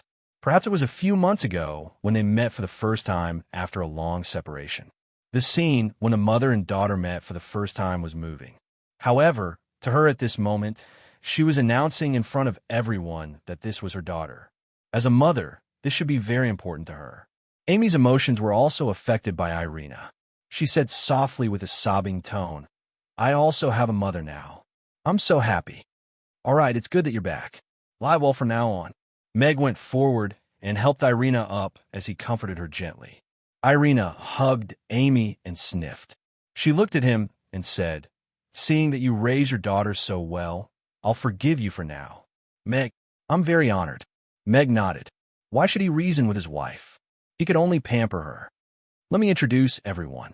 This is Caroline, my wife and Amy's mother." Meg stood beside Irina and introduced her to everyone. "Sorry, I misunderstood you," Irina said apologetically. "It's okay. Then you're the lady boss. I'm Yaba Mia. You can call me Mia. I'm in charge of taking orders at the restaurant." Mia stood up and introduced herself. "Hello, Mia." Irina nodded slightly. She had already taken the role of the restaurant's lady boss. "I'm Barbara. I'm in charge of serving the dishes." "The super awesome kind," Barbara said. "Hello, Barbara." Irina nodded. "I'm Jane. I'm in charge of cleaning the table." I'm a little stupid," Jane said a little embarrassedly. Irina's lips twitched, but she still smiled and said, "I think you look quite smart. You should be more confident." "I'm Hannah. I'm in charge of buying soy sauce and freeloading," Hannah said with a smile. Hannah giggled. She was no longer working at the restaurant. After all, the matters of the winery were enough to keep her busy. She even had to scrounge meals from time to time. Irina nodded with a smile. "I'm Elizabeth. You're very good." Elizabeth looked into Irina's eyes. She seemed to be trying to find a sense of familiarity in them. "You have to continue working hard." Irina nodded slightly. When it was Camilla's turn, she didn't stand up. She looked at Irina and said, "I'm Camilla. Your husband begged me to eat here." Meg's eyelids twitched. What was this unknown woman talking about? Irina looked at Camilla and said with a smile, "How did he beg you? Can you tell me more about it?" Camilla choked. She glanced at Meg from the corner of her eyes. For a moment, she didn't know how to continue. After all, her film was still in Meg's hands. If he was angered and lost his mind, it would be terrible. "He begged me with double the salary." Camilla felt embarrassed after saying that. "That's right. I think you're worth that price." Irina nodded with certainty. "I'm Angela. I'm in charge of attracting customers with my beauty." Angela stood up and looked at Irina with a smile. "Madam, you're so beautiful. You're the most beautiful elf I've ever seen." "Is that so? I heard that the most beautiful elf in the world is Irina. How can I compare with her with my ordinary appearance?" Irina covered her mouth and chuckled. Meg's brows were already furrowed. How could she say something like that? End of chapter. Chapter 23:16. After a brief self-introduction, Irina used Carolyn's identity to get to know the ladies in the restaurant. After everyone recovered from their shock, they were still rather happy that Meg had found his wife and Amy had found her biological mother. After all, Miss Carolyn, whether it was her beautiful appearance or her powerful abilities, showed her true colors as a strong career woman. It was hard to find any fault with her. Meg calmed down a little and looked at Irina as he said, "You haven't eaten yet, right? Do you want to sit down and eat together?" "All right." Irina looked at the table full of dishes and said with a gratified expression, "I haven't seen you for 3 years, and your culinary skills seem to have improved a lot." "When there's no woman around, it's faster to draw the knife," Meg said calmly. "So my culinary skills naturally improved." "It's good, but it's hard on your hands," Irina said with a little heartache. Everyone, they couldn't understand what they were saying. This meal was a little inexplicable. The new lady boss was very friendly. After briefly connecting with Amy, the mother and daughter began to eat on their own. It didn't look like they had reunited after a long separation at all. Were you held up by something before? Why didn't you come back to the restaurant for so long? Firis asked carefully. She had always felt sorry for little Amy. The little fellow grew up with her father and didn't enjoy her mother's love for even a day. Now that Amy's mother was back, although she didn't seem to have a right to question her, she still couldn't help but ask. Haven't you always? Irina said instinctively. You really should give Amy an explanation for this matter. Meg quickly interrupted her and said in a more serious tone. She glanced at Firis, only to find that she had almost been led astray by Firis. A self-reproachful expression appeared on her face as she said, What happened during these past few years can't be explained in a few words. I was trapped in a place, and I only managed to break free a few days ago. After that, I immediately rushed to Chaos City. Amy, Mother has let you down, Irina said seriously as she looked at Amy. It's okay. I've already forgiven you, Amy said nonchalantly as she waved her greasy hand and continued to gnaw on her chicken wing. The girl's impression of Irina improved once again. Although they didn't know what she had encountered, her feelings for Amy couldn't be hidden. Her eyes were filled with adoration. You're big sister Amy's mother, and I'm big sister Amy's father's daughter. So what should I call you? Xiao Guai had run over to Irina at some point, and she looked up at her and asked, Darling. Gina bit her lower lip lightly, but she didn't know how to stop the child from asking this question. She could only look at Irina nervously. This was a white lie from the boss to Xiao Guai, but to Caroline, it should be hurtful. Darling, you look so obedient, so of course you have to call me Auntie, Caroline said matter-of-factly. However, on second thought, she shook her head and said, Oh, that won't do. Auntie sounds too unpleasant. You can call me Auntie Caroline. Auntie Caroline. As she said that, Irina even turned to look at Gina with a smile and said, What do you think, little sister Gina? If you think it's suitable, Darling will call you that. Gina nodded slightly with a smile on her face. Irina was surprisingly magnanimous, which made Gina feel a little embarrassed. She could only explain it to her when Darling and the rest weren't around. Auntie Caroline, you're so beautiful. Darling looked at Irina with sparkling eyes. You're just like a fairy from heaven. Little one, you have such a sweet mouth. Irina reached out to pinch her chubby cheeks with a smile. Darling returned to Gina's side happily and continued to eat. Irina ate a piece of red braised pork and suddenly turned to look at Meg. She said with a hint of resentment, Back then, you tricked me with your culinary skills. I didn't expect your culinary skills to have improved again. You must have charmed many ignorant beauties, right? Everyone at the dining table had a strange expression. Some lowered their heads guiltily, while others were deep in thought. So, Meg had conquered a 10th-tier elven magic caster with his culinary skills. Everyone didn't find it hard to accept. They stayed at Amy's not only because of Meg's good character, but also because of the strong attraction of the food. This was a temptation that even powerhouses couldn't resist. Eat more if it's delicious. Meg gave her 2 pieces of red braised pork. This guy was too engrossed in his role and couldn't stop eating. The lunch ended in a rather good atmosphere. The ladies accepted the lady boss who suddenly appeared out of nowhere quite well, at least on the surface. Meg nodded to himself. With Irina's personality, it was already not easy for her to be able to do this. The restaurant is about to open for business. Everyone will be very busy. If you're tired, go upstairs and rest first. We'll talk about our business after we're done, Meg said to Irina as he looked at her. I'm not tired. I'll just watch from the side. I might even be able to help a little. Irina consciously sat down on the chair behind the counter and said with a smile, It's my first time being the lady boss. I need to get used to it first. All right. Meg glanced at her and then turned to walk toward the entrance of the restaurant. Outside the restaurant, the customers were still discussing the beautiful elf who just walked in. From the limited information they had, everyone had basically determined that the elf was Amy's biological mother, who was also Mr. Mac's first wife. As for why she had never appeared in the restaurant before, and why she seemed so distant when she knocked on the door to ask questions, there were many different versions. For example, the beautiful lady boss abandoned the disappointing Mr. Mac and their newborn daughter and ran away with another man. Mr. Mac abandoned the beautiful lady boss and ran away with his sister-in-law, Crassus and Julian, who were standing in the front row, were communicating with each other telepathically. Who do you think she looks like? You think she looks like her too? Although her appearance and figure are different, there aren't many level 10 elves in the world. She's so young, and Irina is the only one in the past 100 years. It's hard not to think of her. For a genius mage like Amy, I've always wondered who her mother was. Now it seems that she has always been excluded from a list. If she's her, then wouldn't Mr. Mac be? Mr. Mac always closes the door on time. For example, when something big is about to happen. The two of them looked at each other and revealed a thoughtful expression.